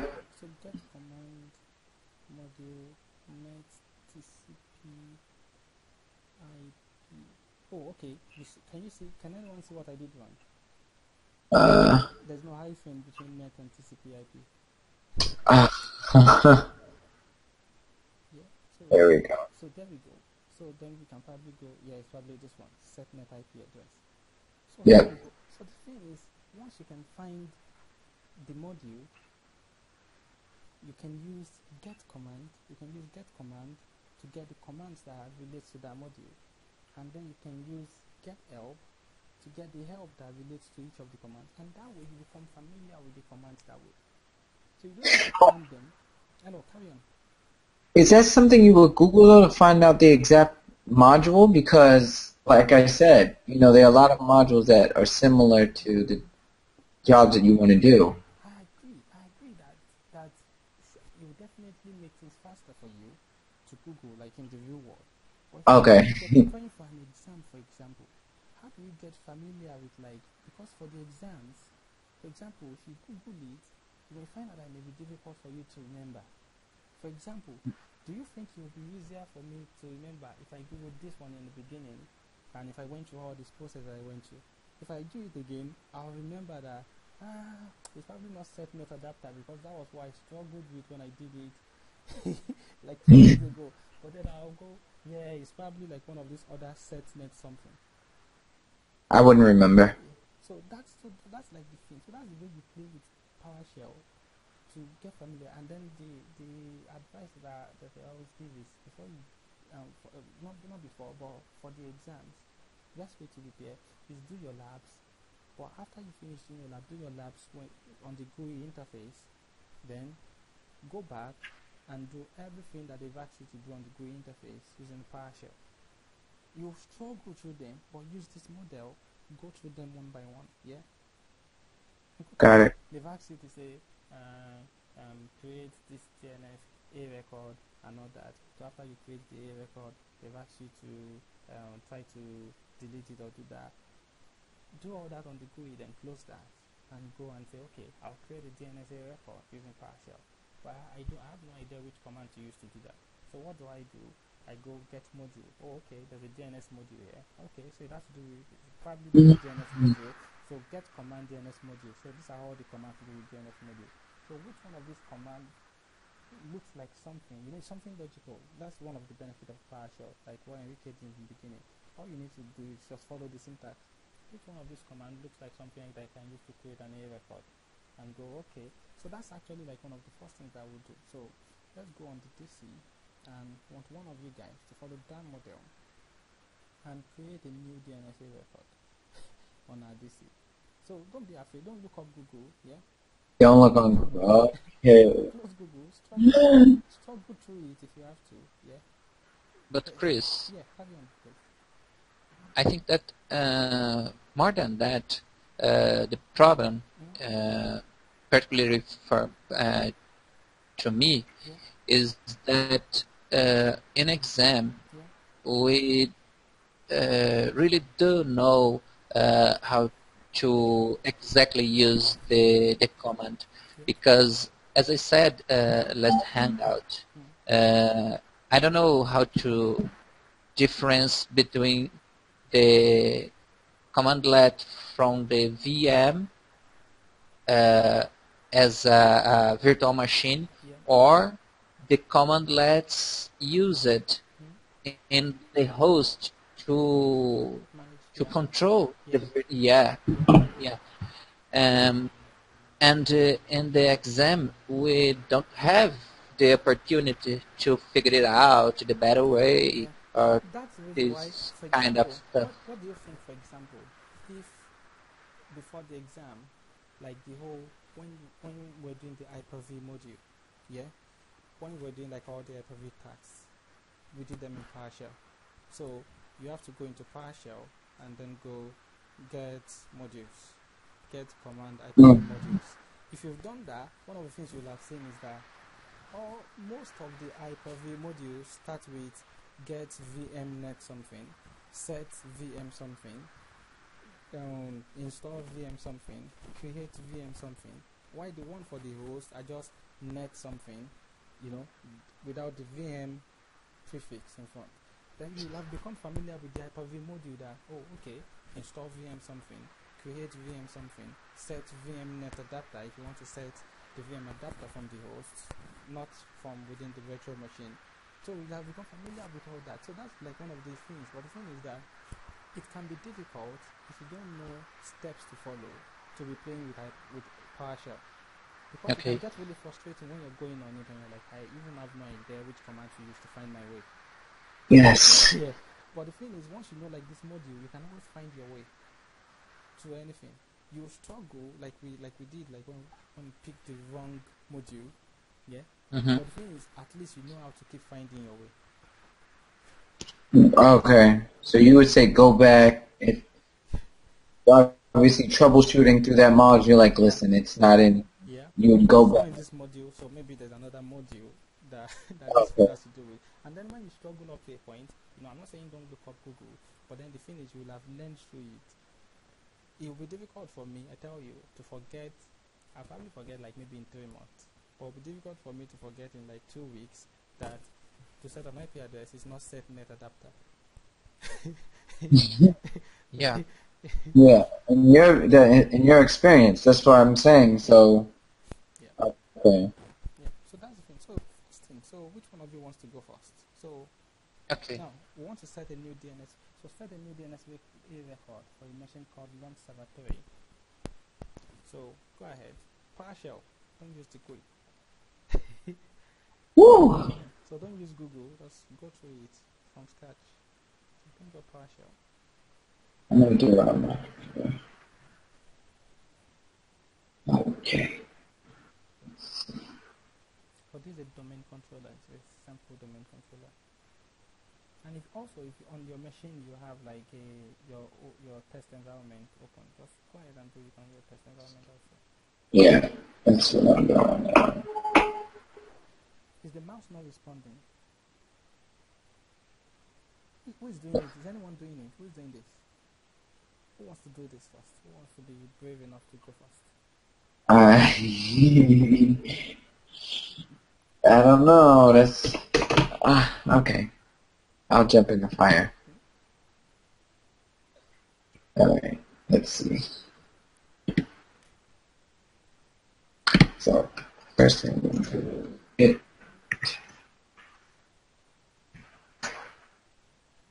Oh,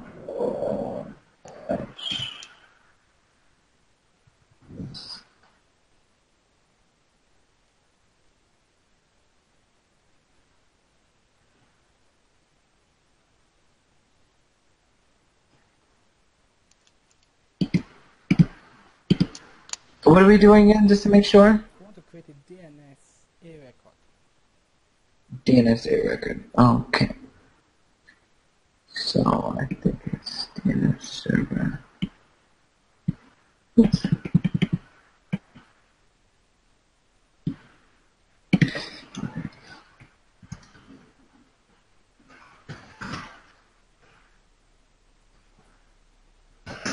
Nice one. Here's the thing. The thing is, even me myself, I have no idea what that command is. But the thing is, we can figure it out. So let's go through them, you know, and see which one does it look like. That would be like.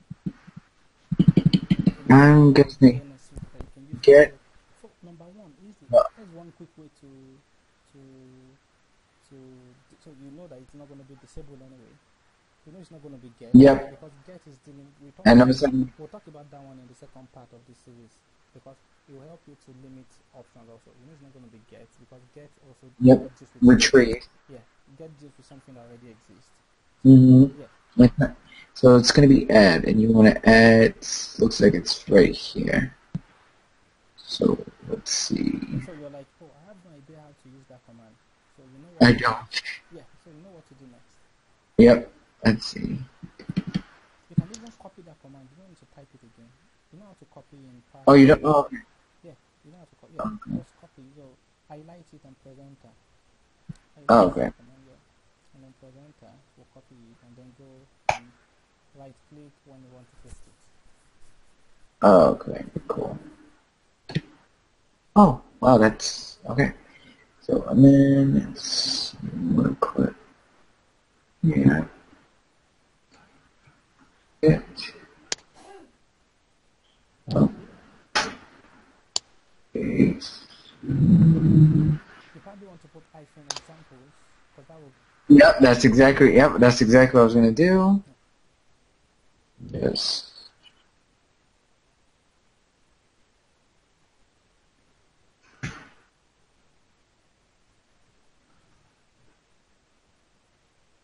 So okay, yeah. Because Why? yeah. Yep. Okay. You have to update help first. Yep. It downloads the files from the internet and all that. So you have to have internet connectivity, which some of these virtual machines have. Server RAM.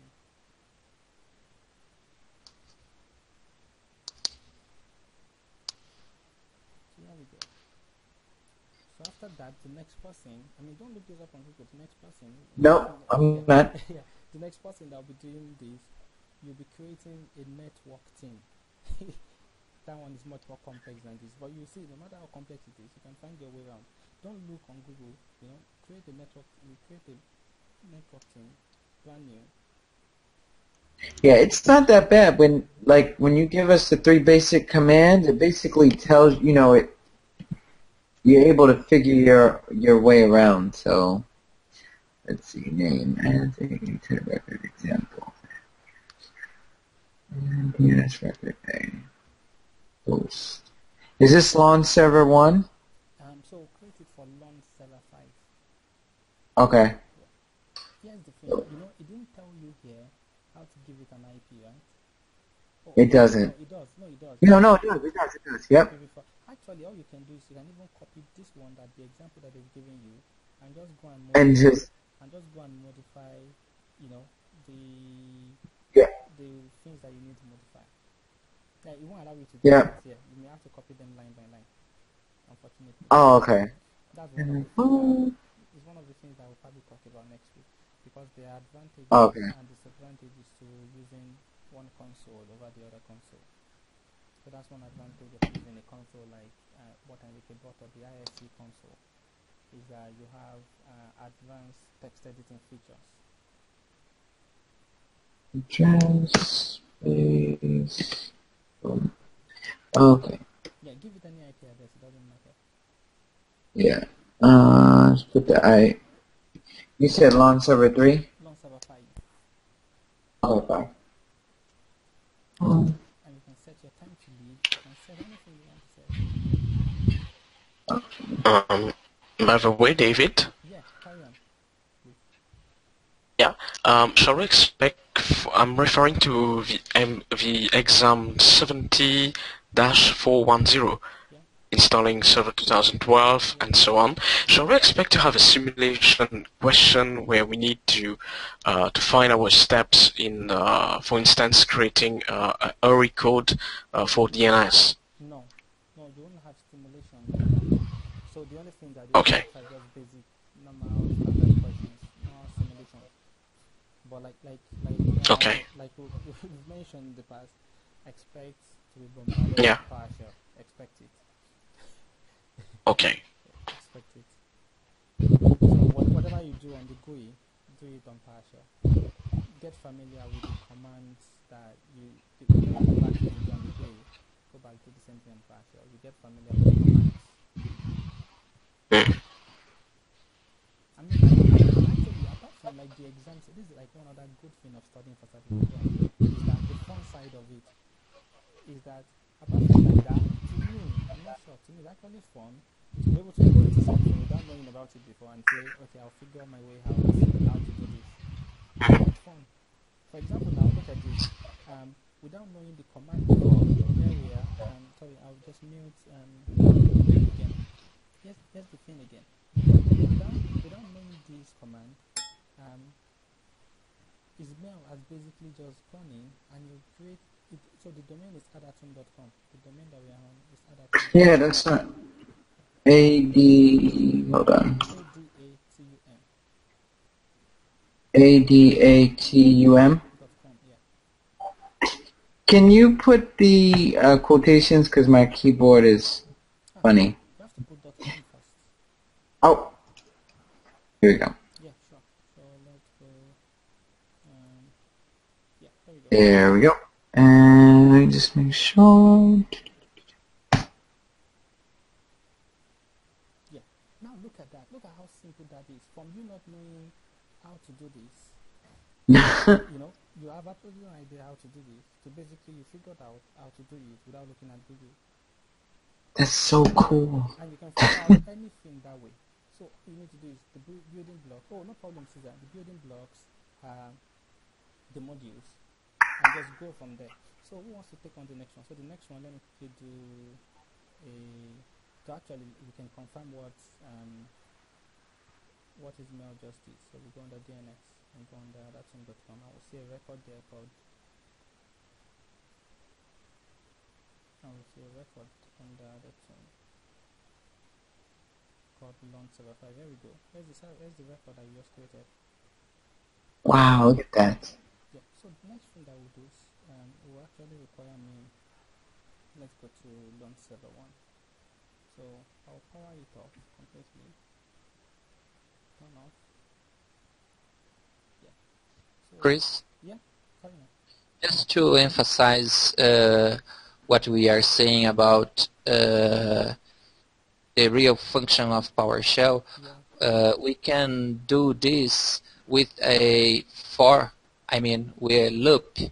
Increase the number. You can create a variable and start from, I don't know, London 1, 2, 3, 4, or whatever you want, and do it right just when with a click. Yep. Yeah, we can. So actually, it's one of the things that. So the goal of this whole series is to. So we'll take it right from the foundation and we'll build it to the scripting level. So we want to put the foundation blocks in place. So once we get the foundation blocks in place, then as Enrique mentioned again, because PowerShell is built mainly for automation. For example, you just created this one on PowerShell. It's cool, right? It's really, really cool. But the thing is, it doesn't like make any point in the real world. If you want to create a DNS record, and then you have to be typing like all this command, just go to DNS console, right click and create a record, and you're done. But let's say you now have, like what Enrique said, you have 100 records to create. You have 1,000 records to create. Then that's where PowerShell actually comes in. But the thing is, to get to that level, you first have to understand the basic building blocks. Then you'll be able to understand, like, the scripting side of it much more. So so we've added how many adapters to this one? We have 1, 2, 3. We want to add 4 adapters actually. So let's add one more adapter. Right. Adapter. Everything. So who wants to take this on? So what you're going to be doing is you're going to be creating a nick team, and the nick team will contain adapters 1 and adapters 2. So when it comes on, fire on. Don't look at Google. Just see whether you can pick it up. So you're creating a nick team with adapter 1 and adapter 2 on that machine without knowing the commands before.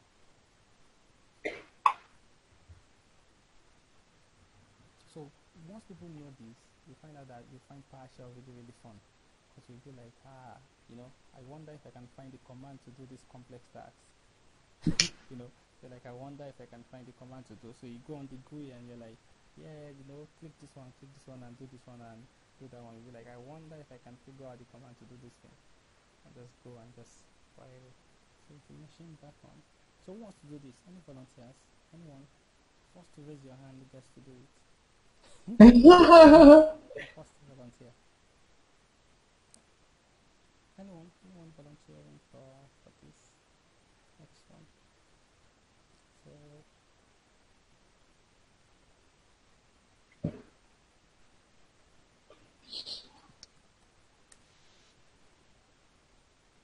yeah, there you go. Whoever is volunteering, the window is yours. PowerShell window. So if you bring up PowerShell, create a new nick team. Who wants to go for it? Come on, Ismail already did his own, already volunteered. Oh yeah, it's not unless I have no experience in PowerShell. Trust me, I am brain dead. Just follow the steps from 1 to 3. Yeah. See. Come on, Enrique. Okay. Who is volunteering? Come on, guys. No, Enrique's gonna do it. Enrique's gonna do it. Yeah. Okay. Enrique, go ahead. Okay.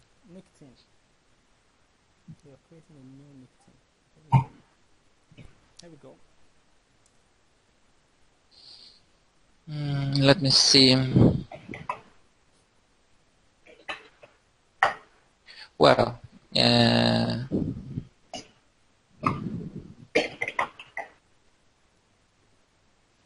Enrique starting to get help. Okay, yeah. Like what we said, the title is called A Better Way to Learn PowerShell, not the only way to learn PowerShell. so there are other ways. yeah.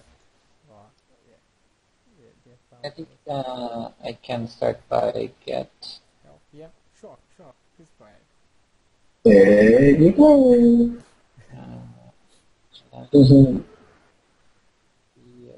Oh, is that right? Actually, just get module first. Then you will see. Yeah, yeah. Up. Oh, you got the E. You forgot something else. Oh, yep, I know what it is. You forgot the list available. Yeah. So remember, get module will show you modules that have been loaded. List available will show you modules that are available. Yeah. Yeah. So go to that. So which one do you think? So when it lists the modules, What is he doing again? I'm sorry. It's creating a network team. Okay. Network Nick team. So which one do you think has to do with nick team? You got it already, so you know the search one. Yeah. I think that it is NetLBFO. Yeah, sure. Absolutely right. So what's the full meaning of LBFO? Just asking. It's load balancing failover. Yeah. Because that's what Nictemin does. It load balances and failover depending on how you've configured it. Okay, yeah. So the next thing you want to do is you have no idea the command that you can use to create the Nictemin. So you want to get the commands for that module. So that's the next thing you do. So that would be get command.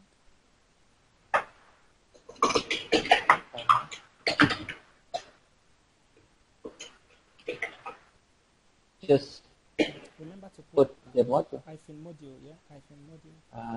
Okay.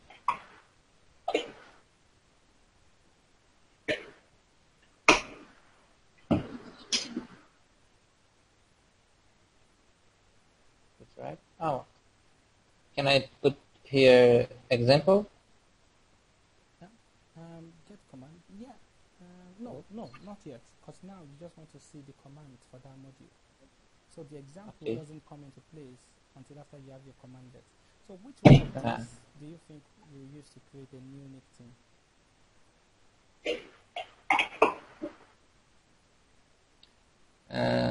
The last one. No, it can't be the last one because the last one says, okay, we'll talk about this one next time. Oh, yeah. Yeah, does that exist? Yeah, exactly. So this one doesn't exist. So what do you think? So add. No. Add. No. Add is talking. Look at that add. Add is talking about you're adding something. Again, add is talking. It's not what we'll talk about next week when we're talking about the other building blocks. Add is talking about something that already exists. And Ismail added a DNS record to a zone that already exists. If the zone doesn't exist, you have to create it. So when you're talking about add, you're talking about set. You're talking about something that exists already. Exactly. Stefan already gave you the answer. There's one that says new right there. Yeah. So new is the one that you want. Okay, so for example, so you're like, okay, it could be new, but I have no idea how to use new. So then you have to get help. Just a moment. I have too noise behind me. Yeah. Wait a moment. So you can get help for that command, and then you can use hyphen examples to give you examples. Okay, sorry guys. Yeah, no problem. So the next step is figure out how to use this command, okay? Exactly. Get command, the name of the command, and example. Get help. Get help. Then the name of the command. You can copy and paste the command again. All you have to do is highlight the command, press enter to copy it, and then right click where you want to paste it. Okay. Then right click then. Yeah. Then hyphen examples will give you. I think that we have to space. Yeah. Hyphen example will give you example of how to use it.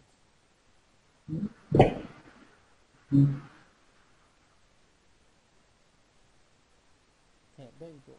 So it's giving you the exact command that you need.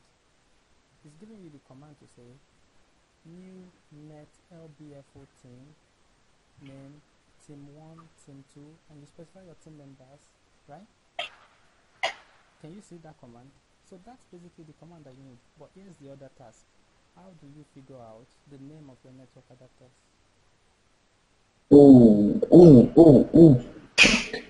So now you have to find out how to find the name of your network adapters.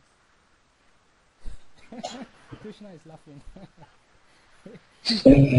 I got this one. Enrique thought it was gonna be simple. It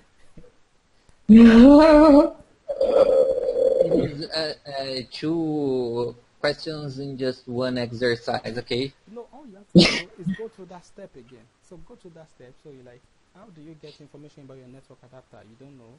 So look for the module that has to do with network adapters. So that's the first thing you do. Let me ask you.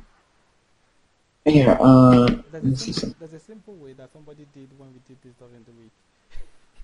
I think Stefan was there, so Stefan knows that simple way. I just do the simple. Yeah, there we go. Ismail gave you the answer. Stefan gave you the answer too. So you can just use that. You can use that to get. Don't look at this. Okay.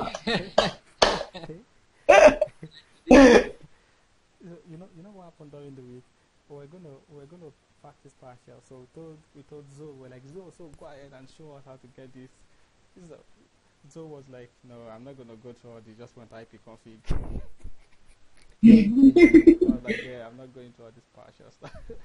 Just went IP config and got all the commands. I know a better way how to figure it out. This is with GUI interface. Yeah. That's if you don't have.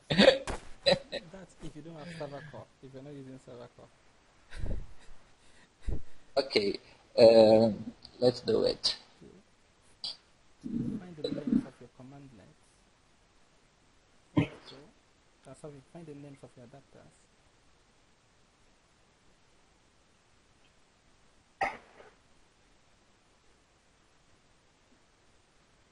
Nice one, yeah. So you get used to it.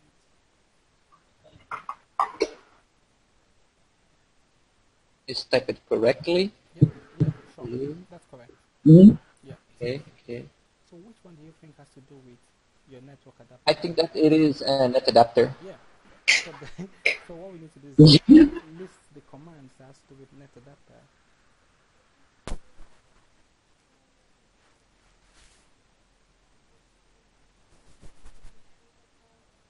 No, it's not. Sorry. Hello. I'll be back in a minute. Yeah. So it's not get help. So the next thing you want to do after you get the module is you want to get the command. So remember, get module, get command, get help. Module, command, help. So you want to get the commands that has to do with the module. Just a minute, my wife needs help here. I'll be back in a minute. Okay. Yeah. Others can guide you through an order.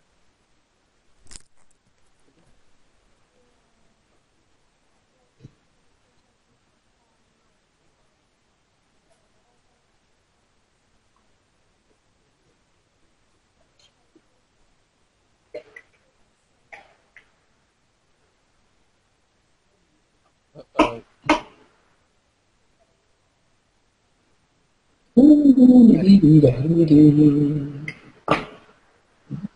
Oh, I know.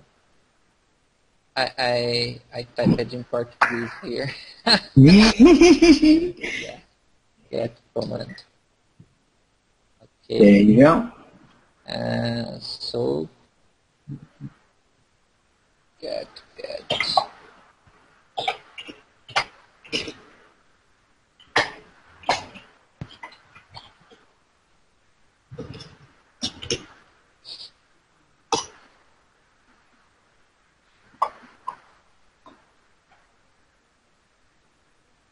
I think that there's a get adapter name.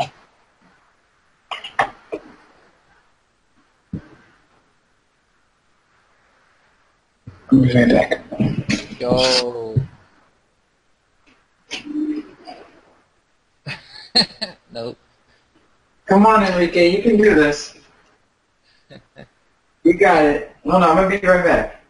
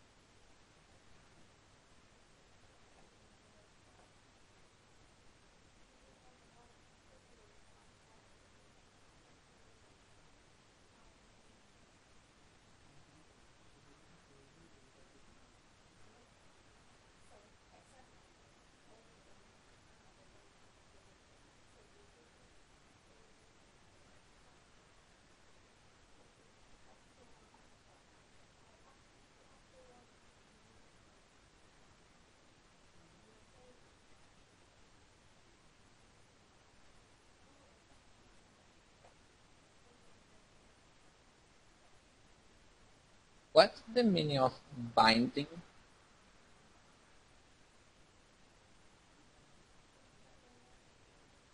No one knows?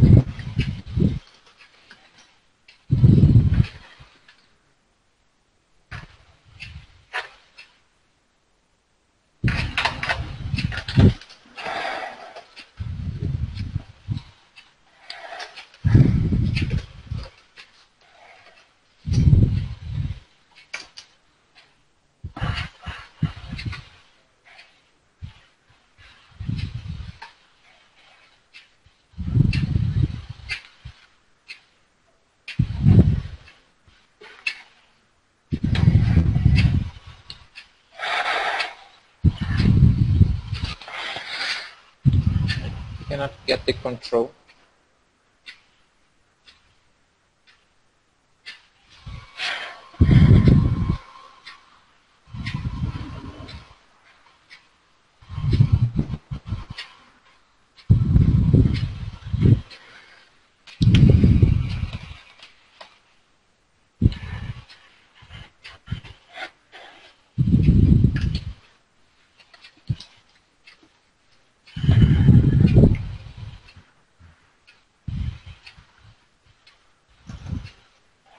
Anyone has the control of the server?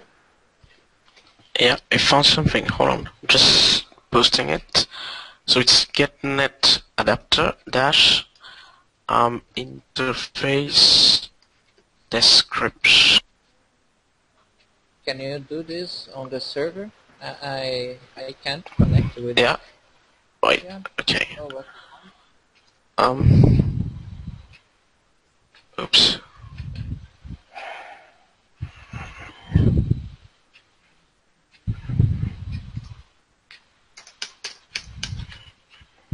It looks blocked. Yeah.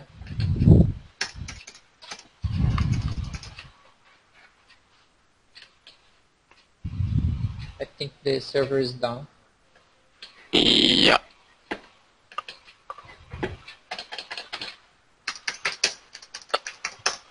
No, it's blocked. It's hang. Get net adapter without any switch. Yes, but I think the server is down, right? Yeah, I think so. Enrique, did you get it? I think the server is down or blocked because I can't get the control. Oh, it's not giving it to you. Okay. He's gonna let you off the hook this time.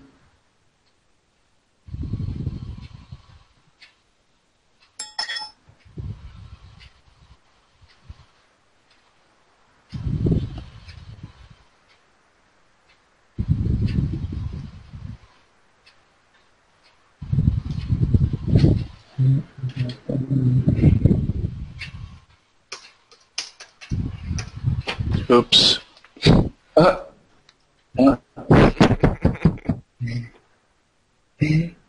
Nobody's having a good time.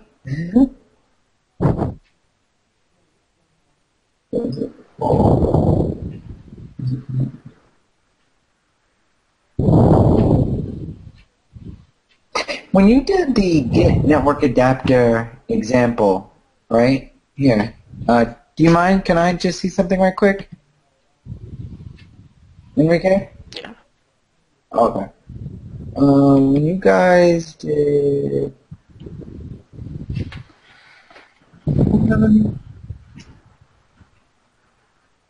Oh, this is what you meant. I see. Is your cursor still blinking for the server, though? Yeah. Or Sorry? is your cursor for his remote server? Can you still see the cursor blinking, or it looks? No. Oh, No. okay. Totally I just. don't know. Yeah. Okay. I still have it up, which is weird. Uh, Okay.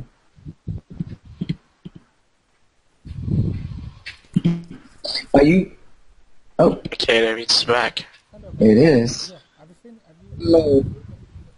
you've done it already, right? No. Uh, It's blocked. we weren't able. We can't interact with the server. Yeah. Okay. Yeah, that happens. That happens sometimes. Guys, can you see my windows? Can you see that? Let me see. Yes. I mean, if you just use get adapter, Yeah. wait a second.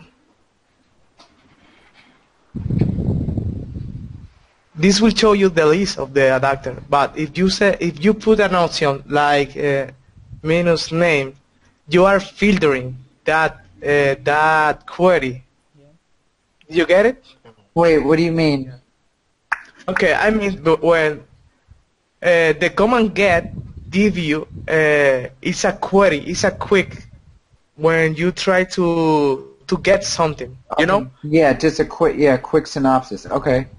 Yeah, but when you put an option in that quick, you are filtering. Oh yeah. Filter. Mhm. Let me say filter. You see? Yeah. You are filter the quick. So when you put minus name, you are telling the quick you want to get only the thing you are filtering. So for that you don't get the list when you are trying to put the command. So if you're only looking for physical, or you're only looking, I mean, for wireless or wired. Yes. Got it. Yes. That's right. Okay. The server. Okay. Yeah. So the server does that once in a while. Fortunately, the latest version is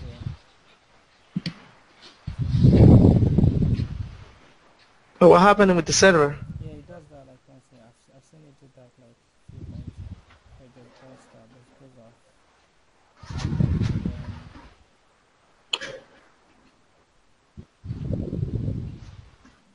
don't do the share between us. I'll come back to it. Yeah, it does that. So how close were you, Enrique? Sorry. How close were you? Close were you? Mm, I didn't get how close. Yeah, how close were you to finishing the? The task. Oh, my points. No. Wait, can you hear us?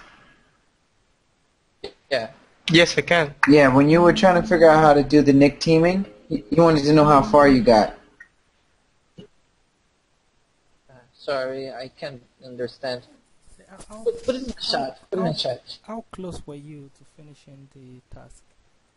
Oh, I need to realize the name of the two network adapters, and I think that the command is finished. Just to put the name of the two network adapters.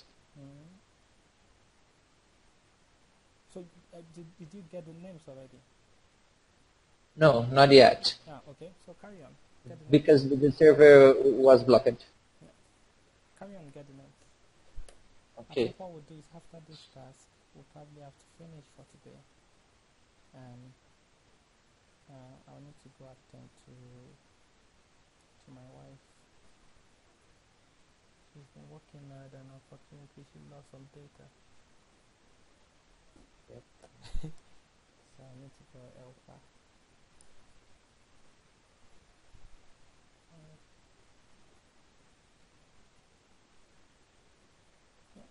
So just note that there. There you go. So the ones that we want local area connection and local area connection 2. So those are the two. So we want to put them in a new nick team. So you already have your command to do nick teaming, right? So we can use connection 2 and connection 4. Yeah, sure, you can. Yeah. Okay. Yeah. Okay.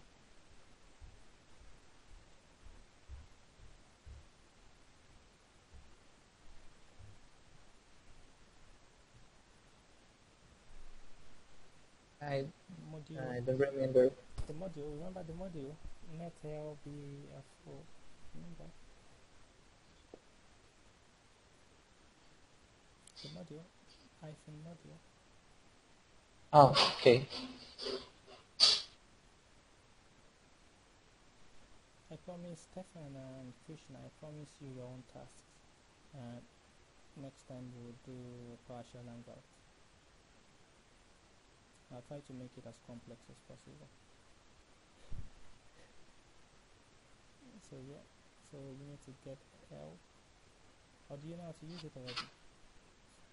No. Yeah, so get L on that commandlet with examples.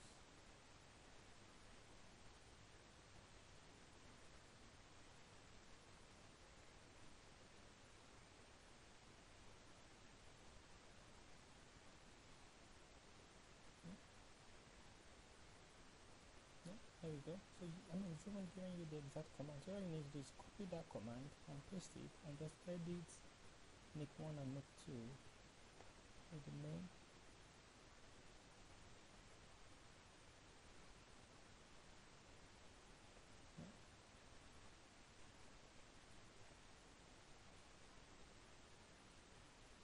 And then paste it.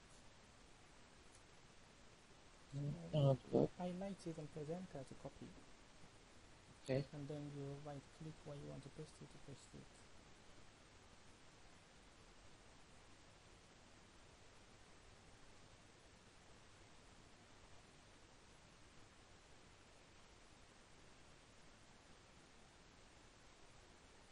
And then yeah, so then change the name to the name of the adapters that you have at the top. So you can scroll up.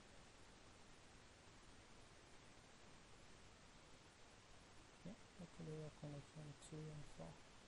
So just copy one of them, right? Yeah. And always remember that if you're doing something on any shell, if there's a space there, you have to put it in quotes. Okay. Yeah. So if there's a space, otherwise you won't know where the actual word ends. So you have to put it in there. So if you use shift, let me help you with that. Okay. And then let's go to the end and go down. Then you want comma, and then yeah, carry on.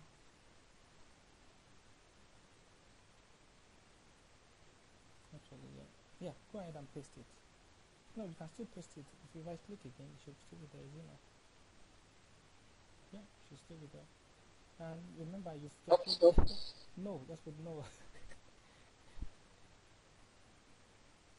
Yeah, so go up and up the up button, yeah, and change that to 4. And there we go. And then it says, do you want to proceed? I'll create it with this mode, yeah. And let's see what happens. Let's see if it creates the yeah, there you go. Because I've created a team called team. Yeah. So the way to confirm, let's go back here. Let's go to local server. Let's go on the not under tools. Let's go refresh. Nick team in enabled. You can see team 1.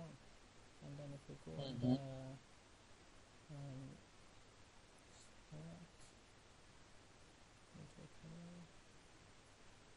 network and internet, network and sharing center, adapter settings. Oh yeah, here we have new team. Yeah, and we did all this without knowing how to do it before.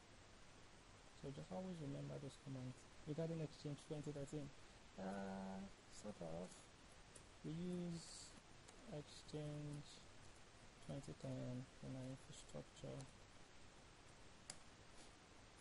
But we'll talk about that. Yeah, so guys, so Stefan and Krishna, I promise both of you I'll give you your own PowerShell tasks next time we do PowerShell Hangouts.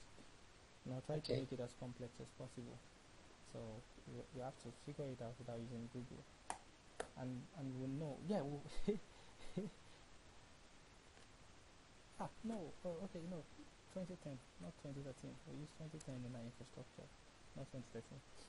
So now you upgraded to I know. If now you upgraded to 2013, unfortunately, there's a plan to upgrade to 2013. It probably take a while. Because the department has a bigger project going on, and so so eventually move to 2013. So I promise you guys your impact. So none planned yet for the next PowerShell, because I need to figure out because I will need to put balance between the Hangout and wife and resting and all that stuff. But once I sort that out, we'll organize the next Hangout for. We'll organize the next Hangout for PowerShell. So the next one, I'm thinking we'll be talking more on the syntax of PowerShell. So we know what the syntax means. Things like get, set, add, so we know the standard syntax and we know what they mean and how to use them and stuff like that. So once we get through all those basic building blocks, now we'll move on to how to write the simple PowerShell script and stuff like that. Okay, nice hanging out with you guys again today. Okay. No problems. So we'll see next time. Next Hangouts. Have fun, guys. Okay. Thank you, Chris. Right. No problem. Bye, guys. Okay. By the way, this is recorded. I'll try to head it out. Yeah. And stuff. Good night, bro. See you. See you guys. Okay. Bye-bye. Thanks a lot, David. Bye-bye. Cheers. Is everybody leaving? Okay. Okay, guys. We'll be back. Bye. All right, guys.